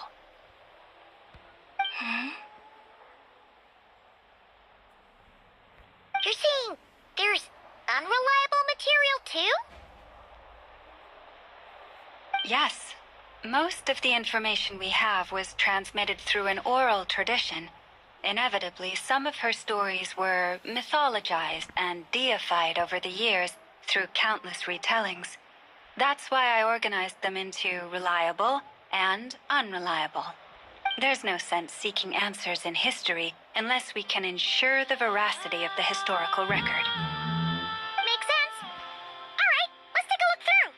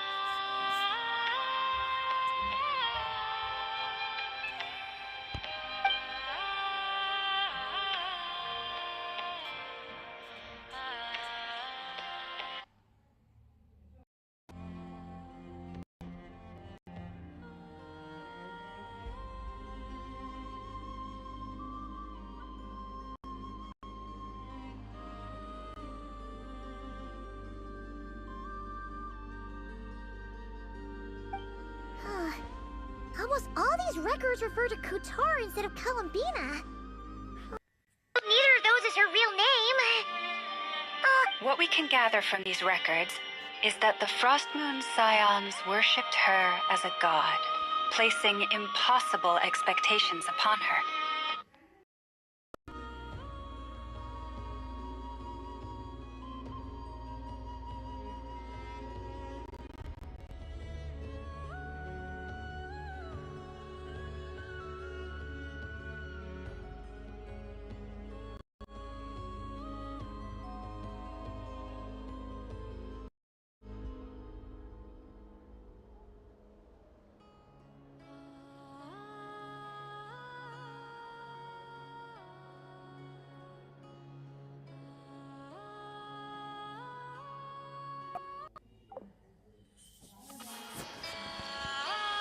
I cannot fault them for their earnest faith, but for all their devotion, worshipping her day in, day out changed nothing.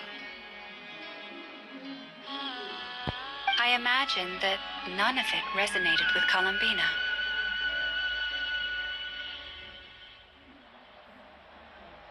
It wouldn't surprise me if, even back then, she had already begun to reject the name Kutar and everything it represented. Inazuma speaks the truth. When I heard them call upon Kutar with hope and expectation in their voices, they may as well have been calling upon somebody else.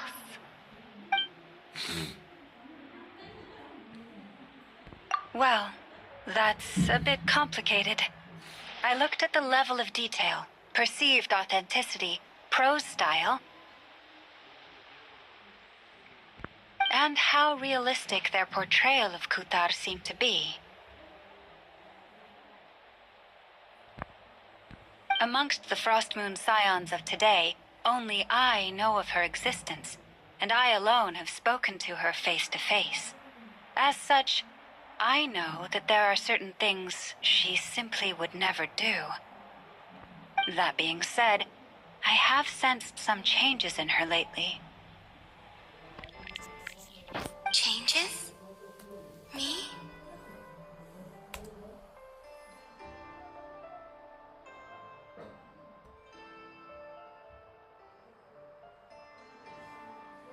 Oh, seems like this is getting us nowhere. Oh, for what it's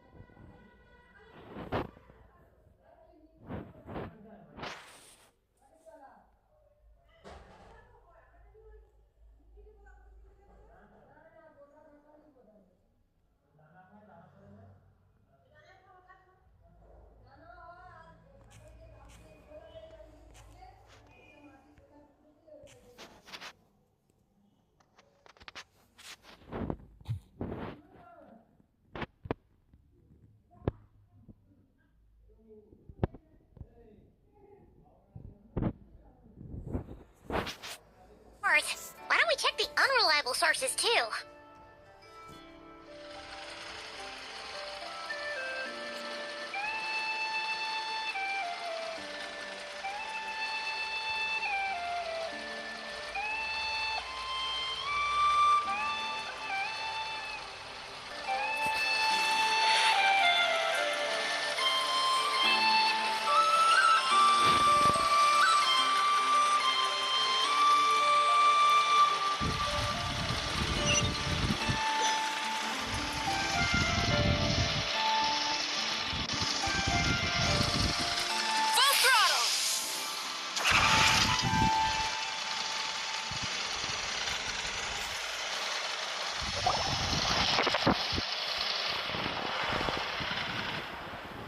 A while ago, I took the time to organize all documents in our possession that pertain to Kutar.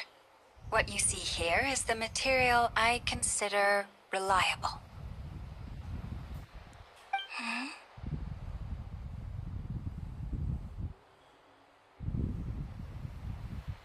You're saying there's unreliable material too? Yes. Most of the information we have was transmitted through an oral tradition. Inevitably, some of her stories were mythologized and deified over the years through countless retellings.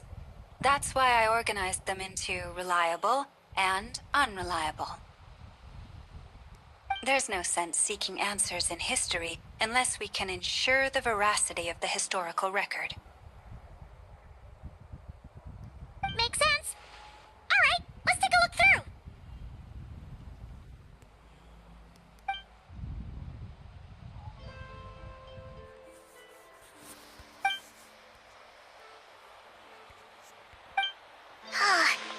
Almost all these records refer to Kutar instead of Columbina. Although neither of those is her real name. Paimon's not sure what point she's trying to make. What we can gather from these records is that the Frost Moon Scions worshipped her as a god, placing impossible expectations upon her. I cannot fault them for their earnest faith, but for all their devotion, worshipping her day in, day out changed nothing. I imagine that none of it resonated with Columbina. It wouldn't surprise me if, even back then, she had already begun to reject the name Kutar and everything it represented. Lama speaks the truth. When I heard them call upon Kutar with hope and expectation in their voices, they may as well have been calling upon somebody else.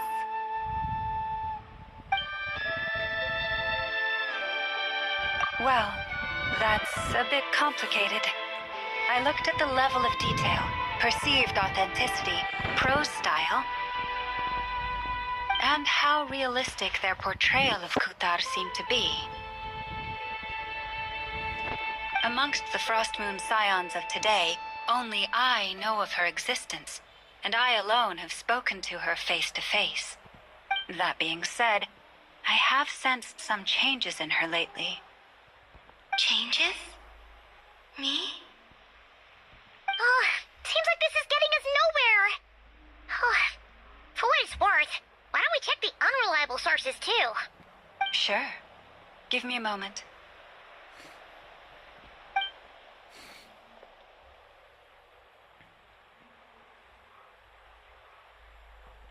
Exerting but a fraction of her divine might, Kutar sheared a great mass from the snow-capped mountain and cast it into the sea, upon whose surface shone the mirror image of the moon.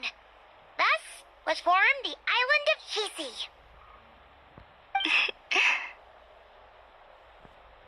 Yeah, right. That doesn't even begin to pass the sniff test.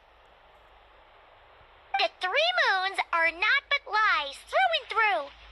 Only one moon has ever shone for us, and Kutar is her name.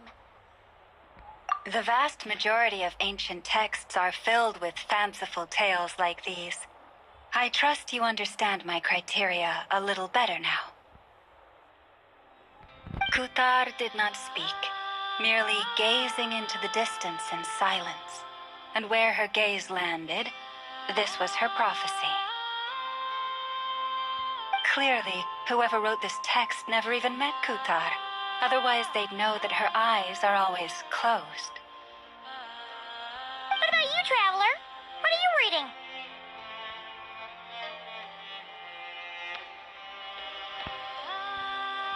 Come on, let Paimon see. The child wished to build a wooden nest with which to shield a fledgling bird from the cold. But being so young and lacking in strength, the child could not snap the branches from the trees. Kutar was passing by. Upon seeing the child, she summoned forth the Kuhenki, who built a beautiful nest for the child. I remember that. Not knowing the meaning of Kutar's divine intervention, the child dared not to respond, and thus ran home to call their parents. But Kutar was gone. The Moonchanter declared the event a miracle and took the nest as a relic, placing it on high for all to see. The child was named as one favored by the goddess and was greatly respected amongst the people. Yet, no further miracles were bestowed, and this matter was forgotten in but a few years. Huh. Any thoughts after reading that? Yeah. Columbina probably just wanted to join the kid in making nests.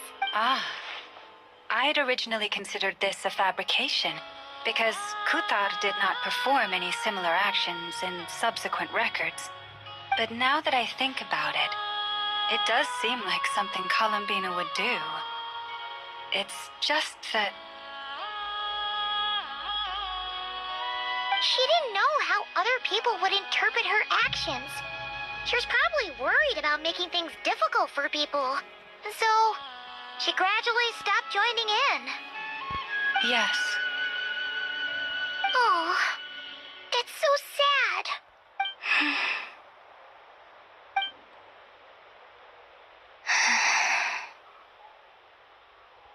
And now, I can make no such gestures of warmth, even if I want to.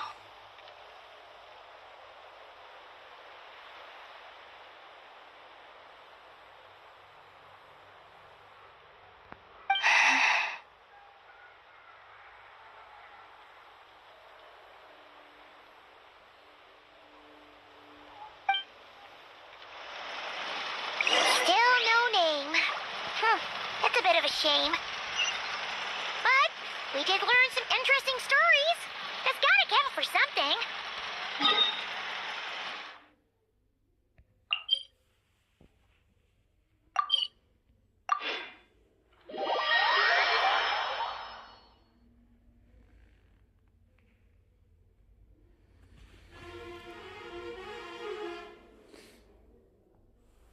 He was gonna set up a meeting with Arlecchino and Sandrone, right?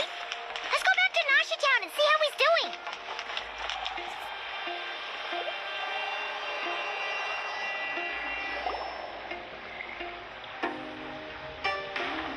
Let's see. There's Varka. Oh, and it's Durin and Albedo, too.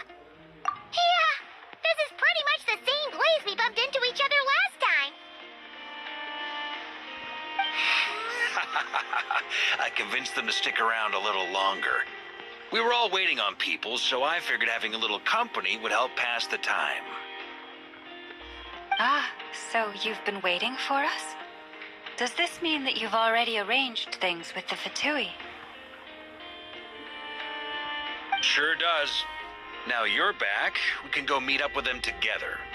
How'd your investigation of the Frost Moon Enclave go? Well, we didn't find out Columbina's true name. But apart from that, it went pretty well. Aha, just as well that I didn't tag along then. I'm sure our moon goddess wouldn't want every man and his dog knowing all about her private life. Still, desperate times, desperate measures, I guess. Someone had to do it. So, Varka was waiting on us, but what about you two? Are you waiting for Alice? Oh, no. We already met with her. We discussed that experiment I mentioned to you last time. Oh, and she also handed me this communication device. That's right. I understand she informed you about the relationship between the phantom phenomena and Teyvat's borders, yes? She wants me to help her with some more experiments on that front. She said that she'll contact me through this device with more information. Ah, I see. Following instructions and making observations. Pretty common research method. Takes me right back to Albedo's lab. Wait, then who exactly are you meeting? Someone you know. Albedo's met him too.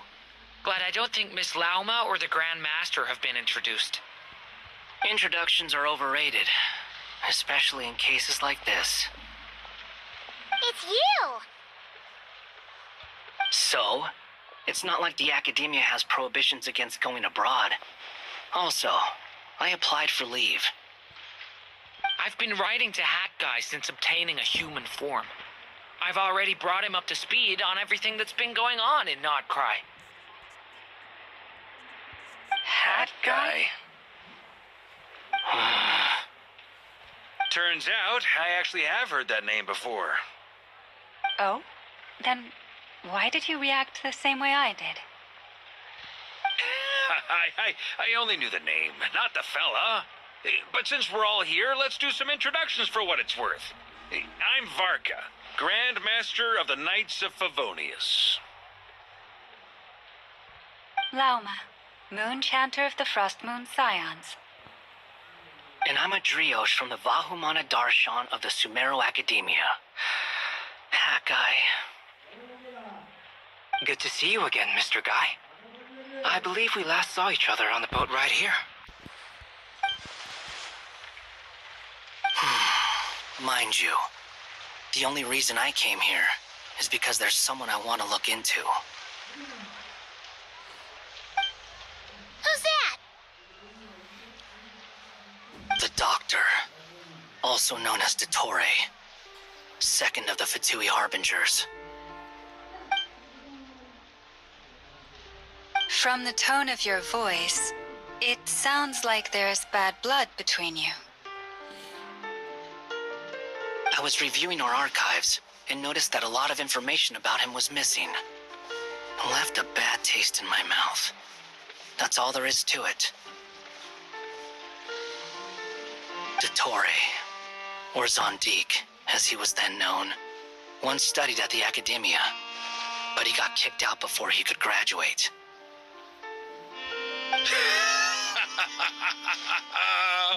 So the Harbinger's #2 man is a college dropout? How embarrassing for them. Last we heard, he was planning something. We actually heard that a few times before, even coming to Not Cry. But we haven't seen a trace of him since we got here.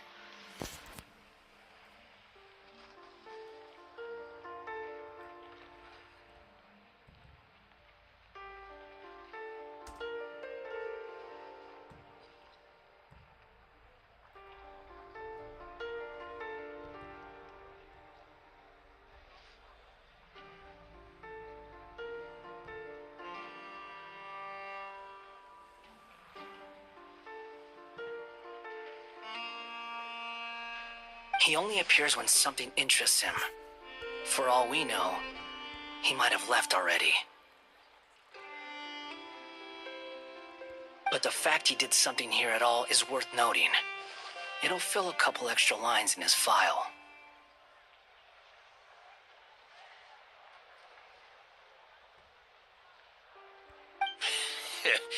Why does it sound less like a file you're writing and more like a criminal record? Anyway, we were just about to meet 2 of the other Harbingers. Want to come along? You might learn a thing or two about him there.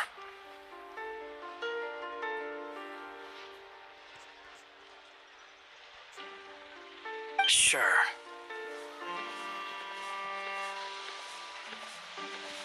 Even though they're Harbingers, well, they're old acquaintances of ours, so, you know, when you talk to them, try to be...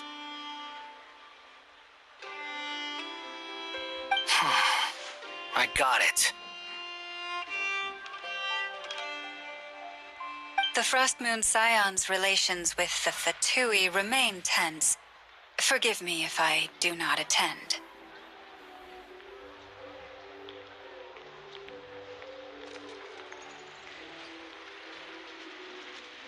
In that case, we'll continue assisting Miss Alice with her experiments. Good stuff. Everyone's having a fruitful time. All right, we better get going. I'll lead the way.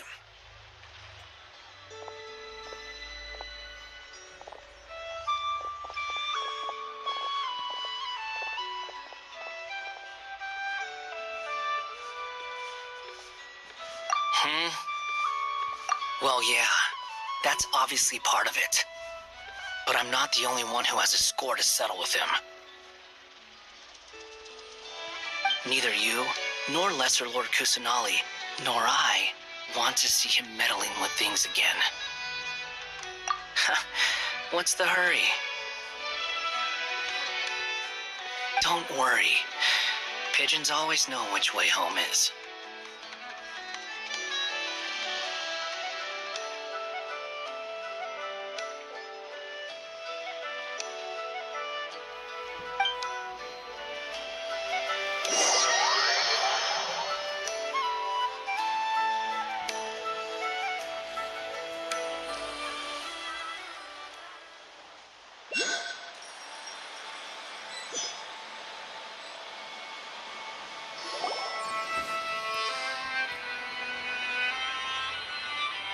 You made it.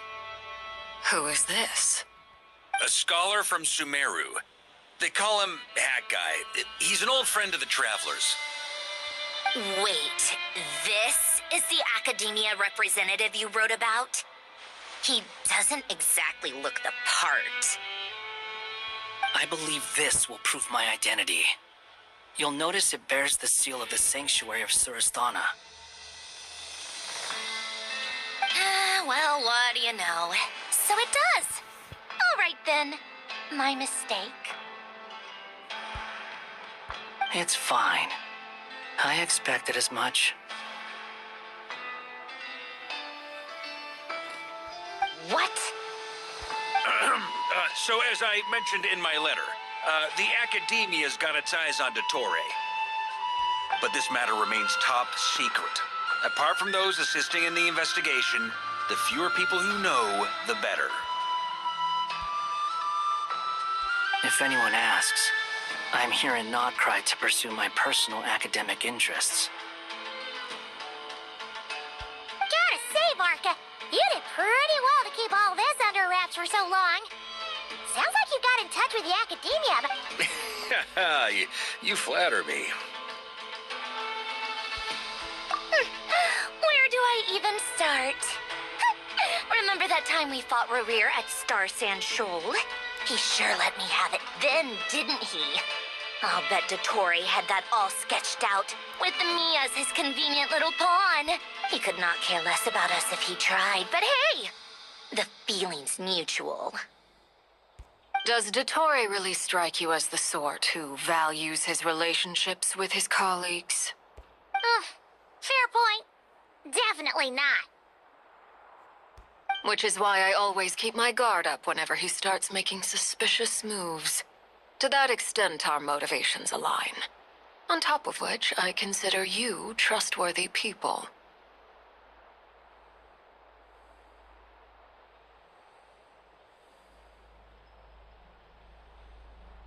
Now, back on topic.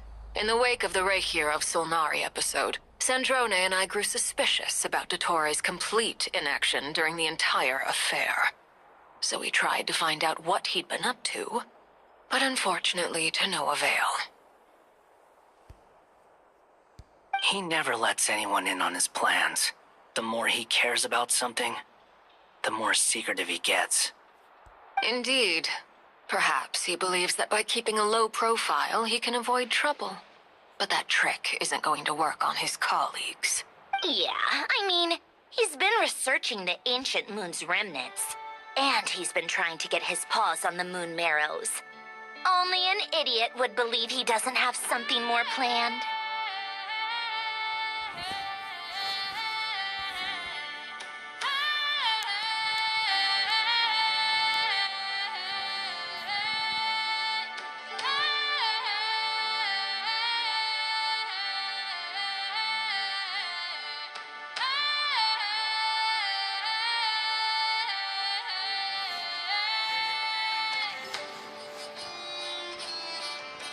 With this in mind, I returned to Snezhnaya and relayed my thoughts to Her Majesty the Tsaritsa, entreating her to have him recalled.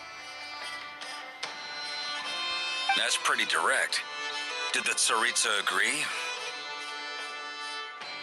Yes. I made it abundantly clear that the Fatui's business in Nodcry is almost concluded, and we do not need 3 harbingers in this territory. Her Majesty concurred.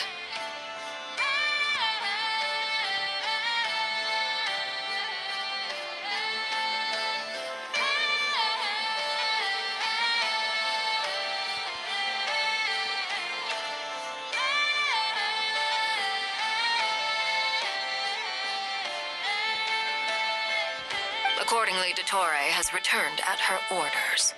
I imagine he's continuing with experiments, which no one besides he would ever have any interest in.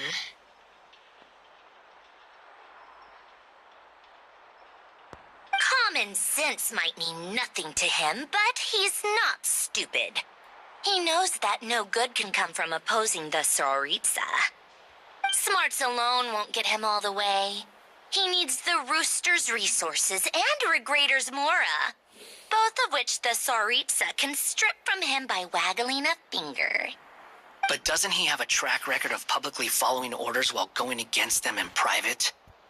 He probably has it down to a fine art by now. Wouldn't put it past him. We worked together on a research project once. Only briefly, but it was enough to show me that we're fundamentally different people. He has no interest in doing things methodically, stage by stage. His thoughts jump all over the place, and the moment his curiosity is satisfied, or he gets the results he wants, he disappears.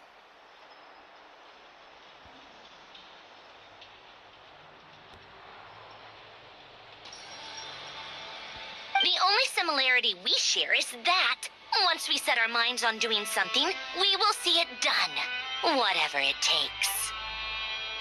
Oh, we definitely saw some of that in your battle with Rerir. You got so competitive.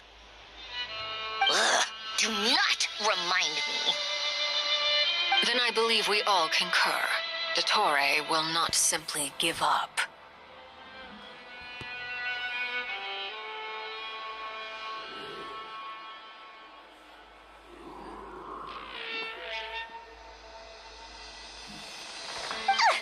Fantastic. Now this is turning into a whole day of unpleasant memories.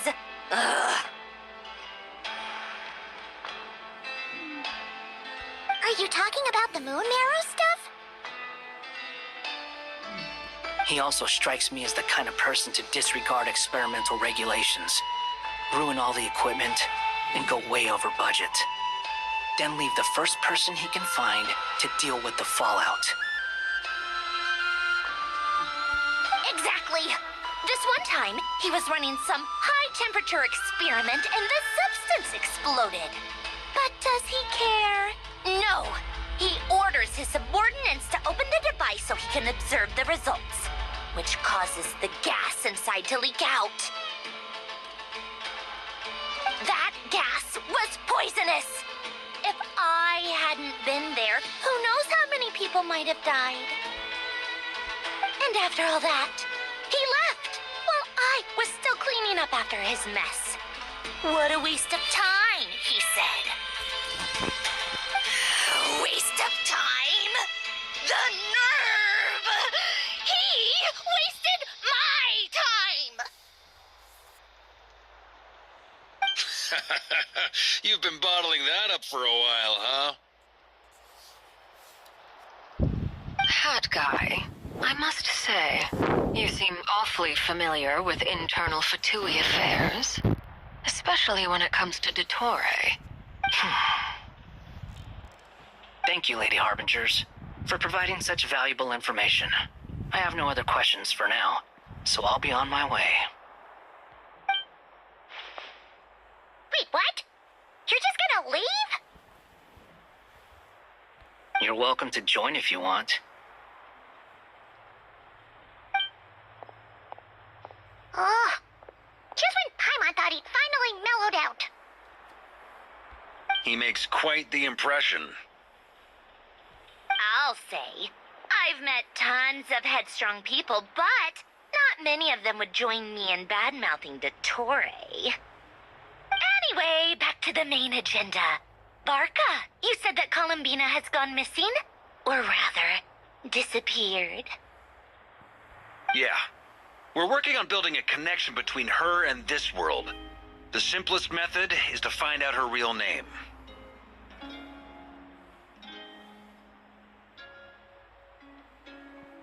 I've actually asked her that question before, but she said she didn't know. Considering our relationship, I doubt she was lying to me.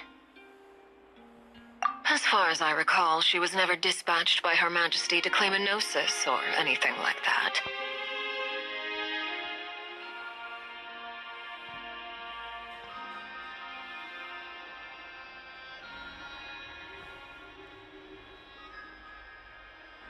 That Tsaritsa's plans had long contained a place specifically for her.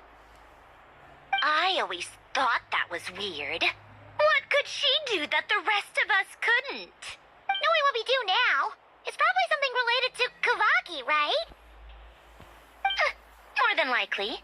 When she first arrived, Columbina would often go to Her Majesty and ask when she could start the task assigned to her. But Her Majesty always gave the same reply. The time has not yet come. So she spent her days in Snezhnaya. The Tsaritsa has summoned a beautiful blind maiden to be a harbinger, giving her the third seat by virtue only of her enchanting... It was a dumb and stupid rumor, but the reality of the situation made it hard to refute.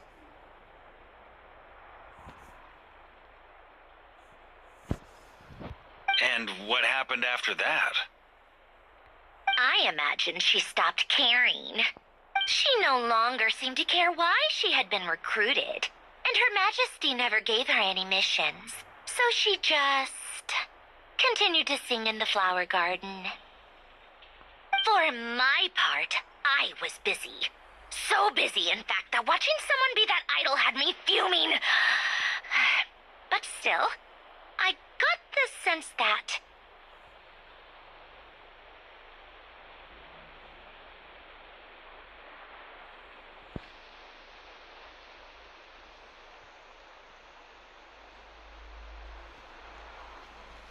that she had long been used to a life of other people claiming she was needed. When I just felt that having a place to stay would cost me something eventually. And so I waited quietly for the day that I would have to pay the price. And on the other end of that spectrum, you had me. Someone once told me that I had the lousiest work and the toughest luck. That's a good way of putting it. I forget who said it, but those words have always stuck with me. But you've done your job exceptionally well all this time. Because at heart, you are... What is it? Something come to mind?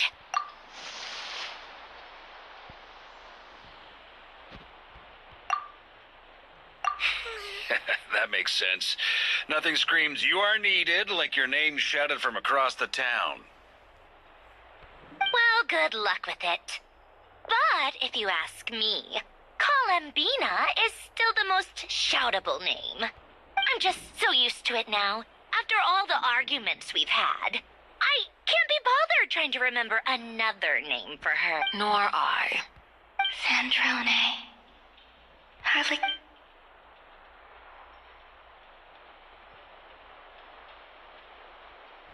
Huh! It's a Sealy! Does that mean Nicole has news for us?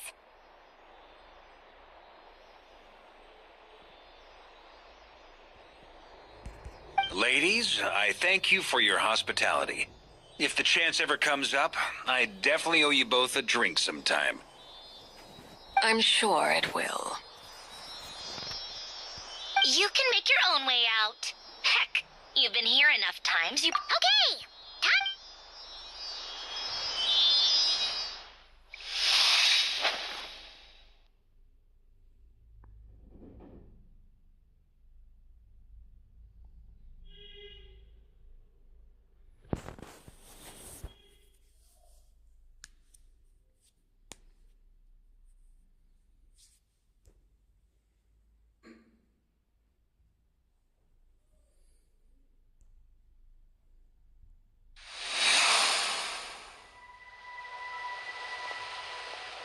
Here you are.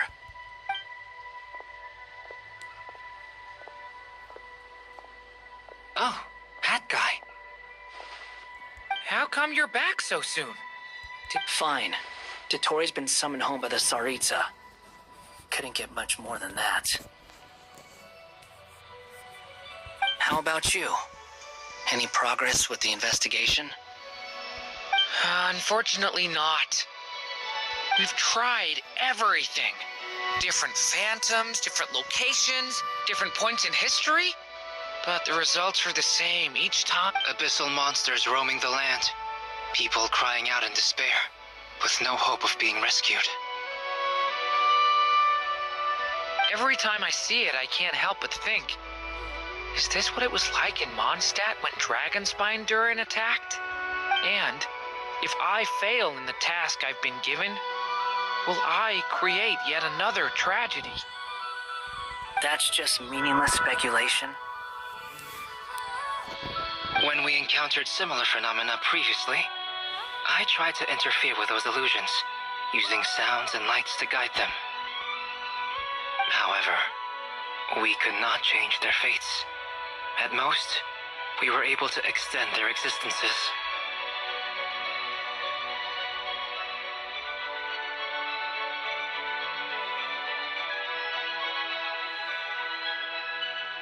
The events of the past are like fate that has been written into Irminsul. There isn't a living thing in Teyvat that can escape its past. But Miss Alice instructed us to try to find ways to change the outcome that these phantoms face. It's an impossible task. Can't you just... Since she asked us to do this, I feel like it can't truly be impossible. Or if it is, Well, mages can make the impossible possible. I could not have been born as Durin otherwise.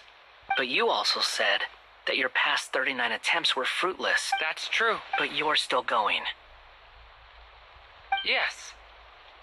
After this many futile attempts, surely you realize that you're not doing this because you still believe what some mage It's because you... So, think for yourself about what you want to do.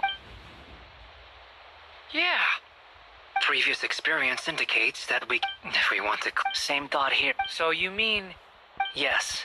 And I suspect everything in Teyvat is... This corruption allowed things that should not have existed. You're saying a bit... No one's ever tried to... She's missing. I hear someone inside. If I can use my ability... Yes. The important thing is not the to intimidate. Let me try. Have you seen a little girl? What? This isn't the time for that! Just run!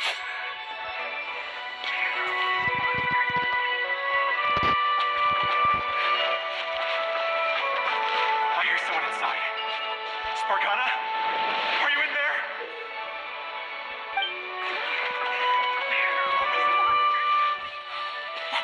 What is this?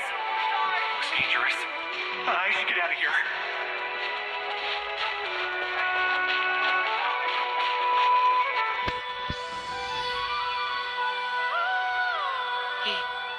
He really left. Ha! We did it! Don't celebrate too soon. Follow him. See what he does next.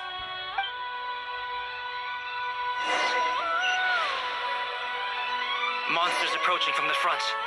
You need to stop them and create an opportunity for him to hide.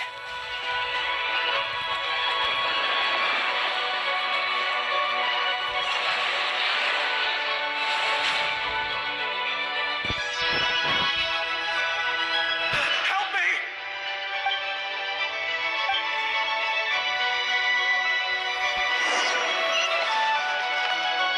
Monsters approaching from the front.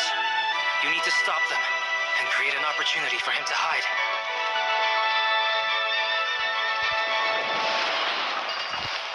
No! There's monsters ahead!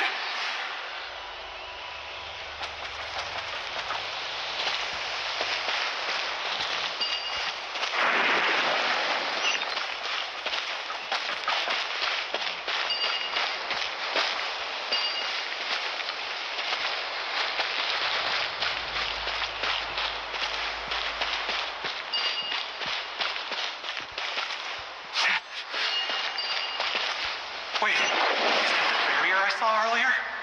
Why is it appearing now? It's as if someone's controlling it.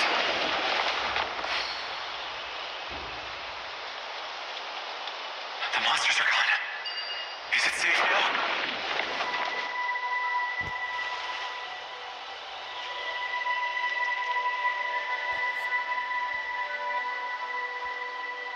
The barrier's gone too. How odd. Anyway, I guess I'll keep...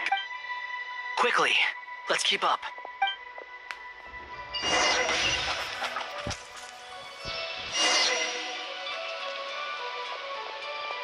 Wait, there was someone else here? Don't go any further. We've got anti-monster traps laid out everywhere. But my daughter must just be up ahead. I have to go. This way's blocked.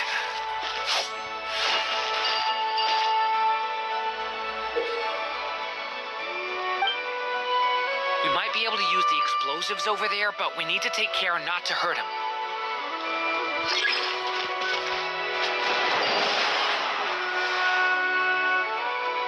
I'll use the barrier to keep him at a safe distance.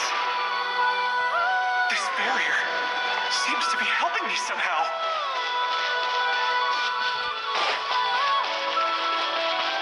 Hey, hey, wake up!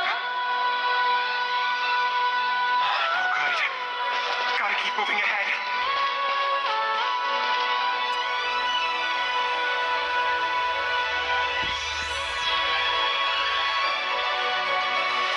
So many monsters! There's still a chance, Dur.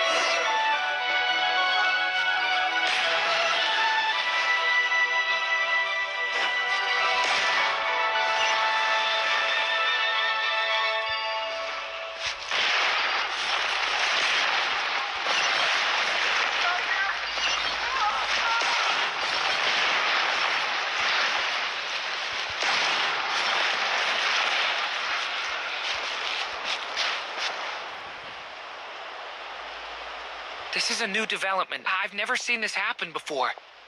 We might just be able to save this person.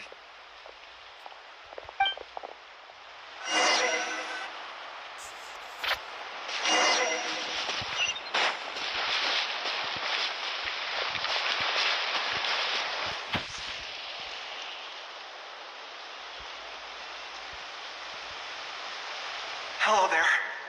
Have you seen my daughter? Get out while you... But I can't just leave her here.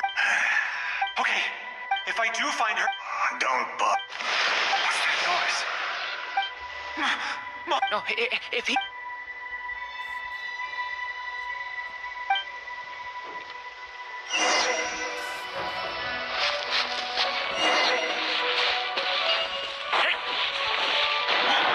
Why? How will I know where Spargon has gone like this? You know what? I'll trust this strange barrier.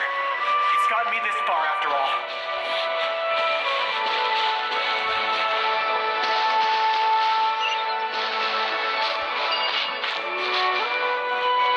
What? Hey! Let us out!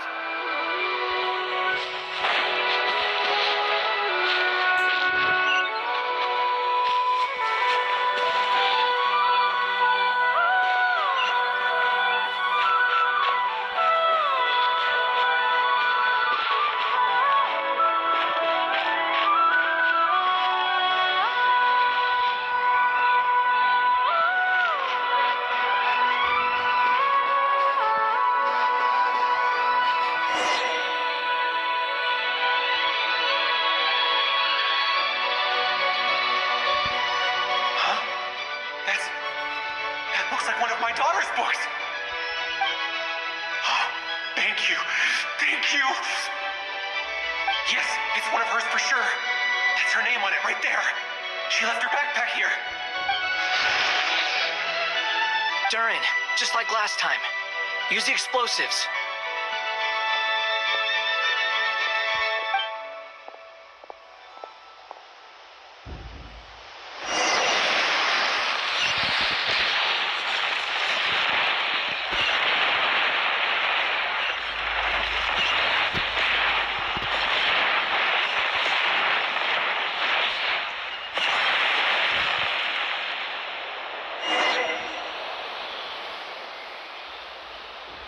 It won't work. There's not enough left. If he makes it in, he'll die. But then, this clue could be the key to him finding his daughter. It might not be the only one. Better he misses that clue than loses his life. I guess so.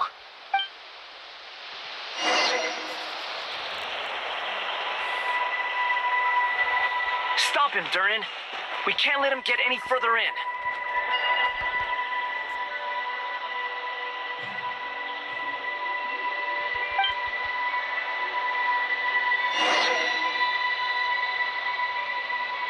It won't work, but it might not be the only one. Better he misses that clue. I guess.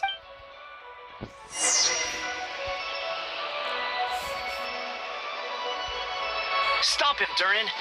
We can't let him get any further in. That's my daughter's book! She's passed this way! Why? Why won't you let me go in? I've searched and searched and searched just for this! But how will I find her without any clues?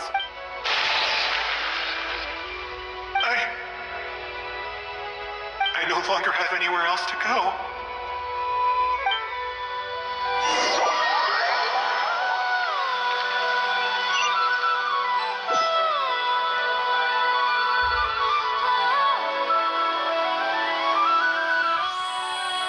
I'm sorry.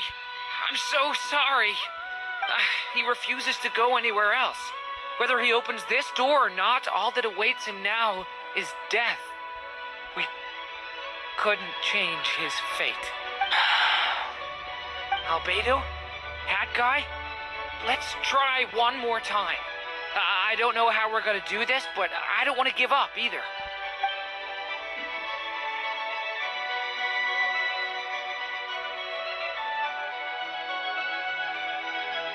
Why am I here? What's going on? All these scenes running through my head. Where are they from? Huh? What's going on? His reactions have changed. How many times have I... What's happening to me? Huh? Wait. Who are you? You can see us? I feel like I always could, but that I only just realized you were there. I'm sorry, I don't know how to describe what I'm feeling. But you were the ones guiding me using that marked barrier, right? I haven't done anything yet, but those monsters, those deaths, they feel like memories. Like things I really did experience. I won't find my daughter. In fact, I'll ultimately die trying to find her. Isn't that right? What? No. Yes. Even so, we're trying to find a way out of this. You've not seen my daughter either. It seems she really isn't here. I'm just... How long do I have left? Experience says 15 to 20 minutes. 15 to 20. Thank you for all your help. Now's not the time. It's...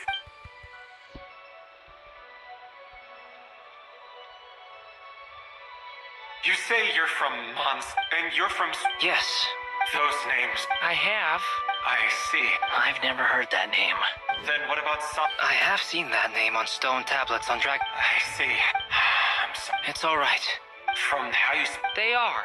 We have festival... Sumeru is a lot more uptight. Not really the kind of place where you can relax, but if all you want to... That's wonderful. In other words, I mean... That's... Well, the chances are slim, I know, but I'd like to spend these... May we meet again. Well, or not.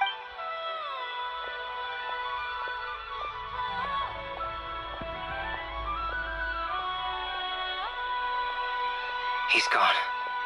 In a few minutes. The ending of this... May your wishes... Hat guy. You've never talked to... Would you be willing... I know about... As for you... Either way, I've told you about... And what did you do? Prepared for the... All right. I was a puppet built from the branches of a white... A white tree? Yes. So you had a... Yeah.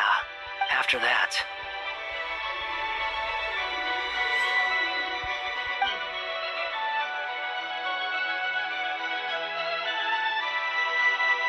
Durin. Resisting the influence of the abyss, but no matter how... You asked me, but the real answer... Hat guy. But at least you've got... I will. All right. Hello? Hello, friends. The amplitude... Alice. I see. Could I drop...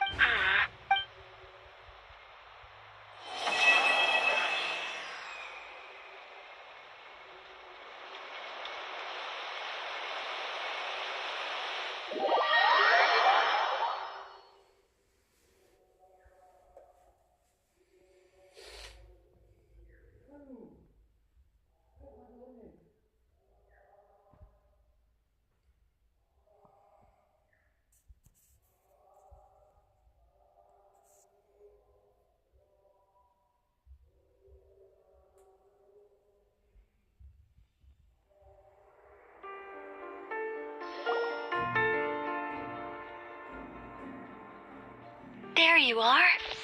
I was worried you might stop to collect treasure chests opened by the Seelie along the way. It would have taken you so much longer to get here. Another conversation I cannot hear.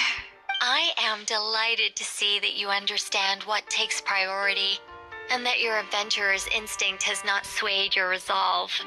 Really, I must applaud you for it. You should know. Ah, Paimon's head. Okay, I'll try and keep it short. My senses are telling me that this is where we shall find the entrance to the ruins. Oh, cool. Patience. Oh. place that housed the Eternal Moon's marrow?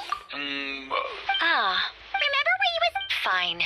Think of it as a... Pretty sure Lauma would ace that test. I also have... Therefore, the most feasible method is not... I've done some I'm with you so far. How do we get the Kuvaki in them? So we're going... Precisely. Huh? Sorry? No. Ooh, what is it? It's about Moon Prayer Night. I figured out a way for cook... Huh?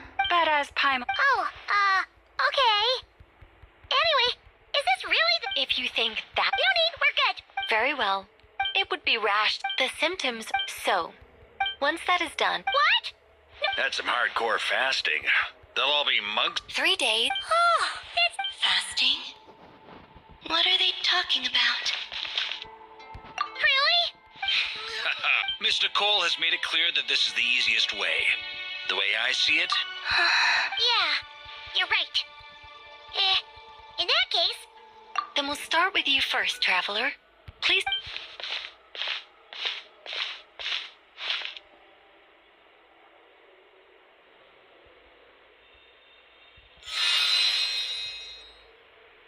How's it going? Do you feel anything? How about now?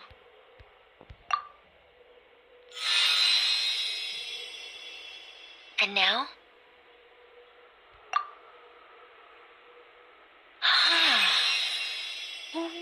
What about now? You guys, it's not a competition, you know. All right, I'm officially impressed. Even as a descender, you can withstand far more than I imagined.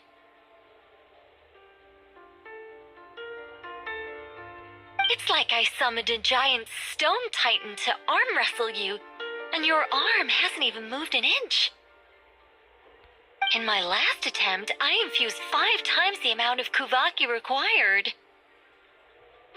Yes, safe to say, compatibility won't be an issue for you. You're next, Mr. Varka. Sure, you're... All right, I'll start where we left off. 5 times the required Kuvaki dose. Whoa! Hey, wait a minute.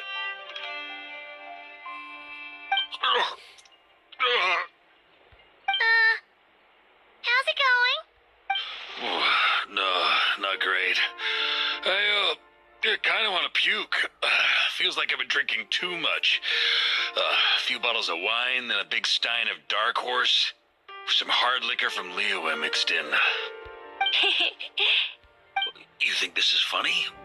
I just lost to a young lady in an arm wrestling contest. I'm never gonna live that down. My apologies. I'll lower the concentration and try again.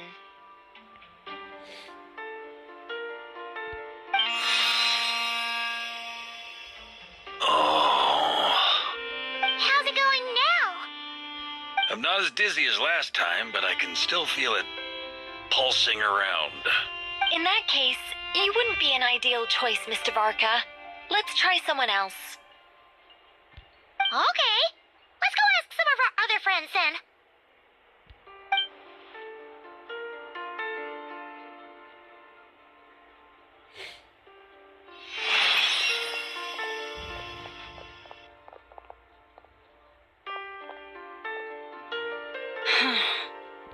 No surprises here, Miss Moonchanter. You're perfectly compatible. You may join.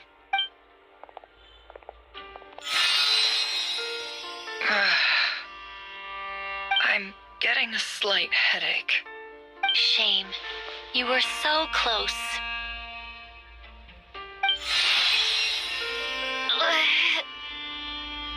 Whoa! I'm itching all over. Allergic reaction. We can't have that. Huh? Well, are you gonna start a what? The Hexen Circle is an organization that cares for and protects children. We will not have them do dangerous things. Not even tests.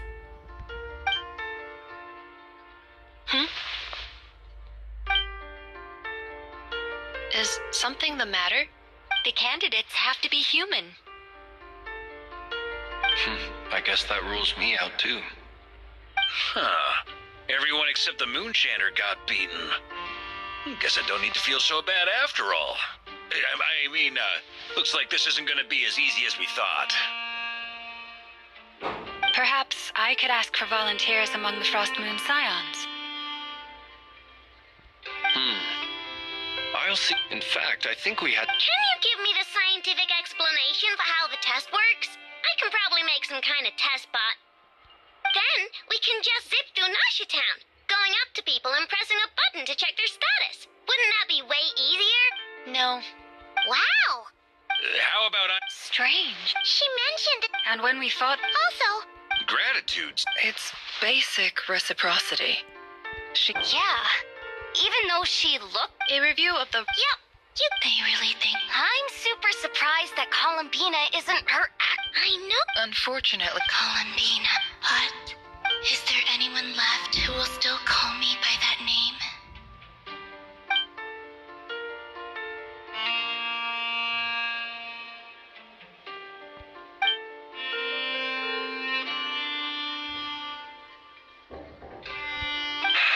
Moon Prayer Night is getting closer by the day. We're running out of time. We need to look for... Then allow me to try. Huh? What are you doing here? You contacted your friends via the Adventurers Guild. Sandrone has been keeping an eye out for something like that, so she informed me. Since I have the ability to accommodate a moon marrow, I should prove to be a suitable candidate. Arlecchino. When can we begin? I see. We can begin right away.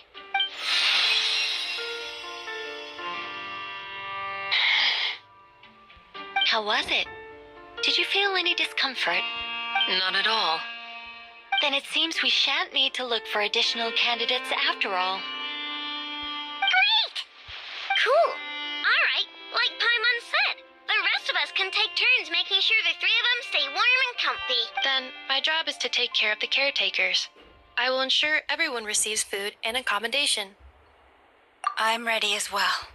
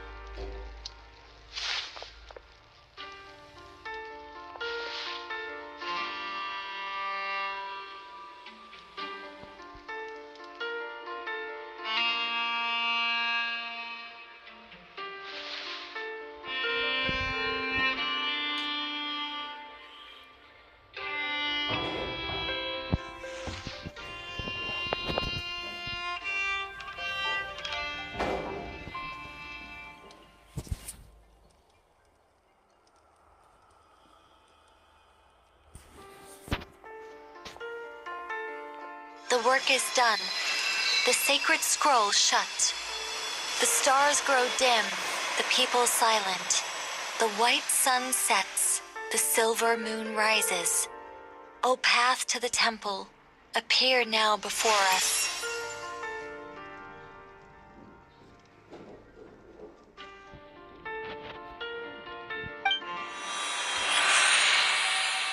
Wow! So that's what all this is about. Come, let us enter. It might be best to eat something first. Take care to chew properly and swallow slowly. It will give your body time to readjust to the digestion process. They will head in soon. They will need to enter this gate.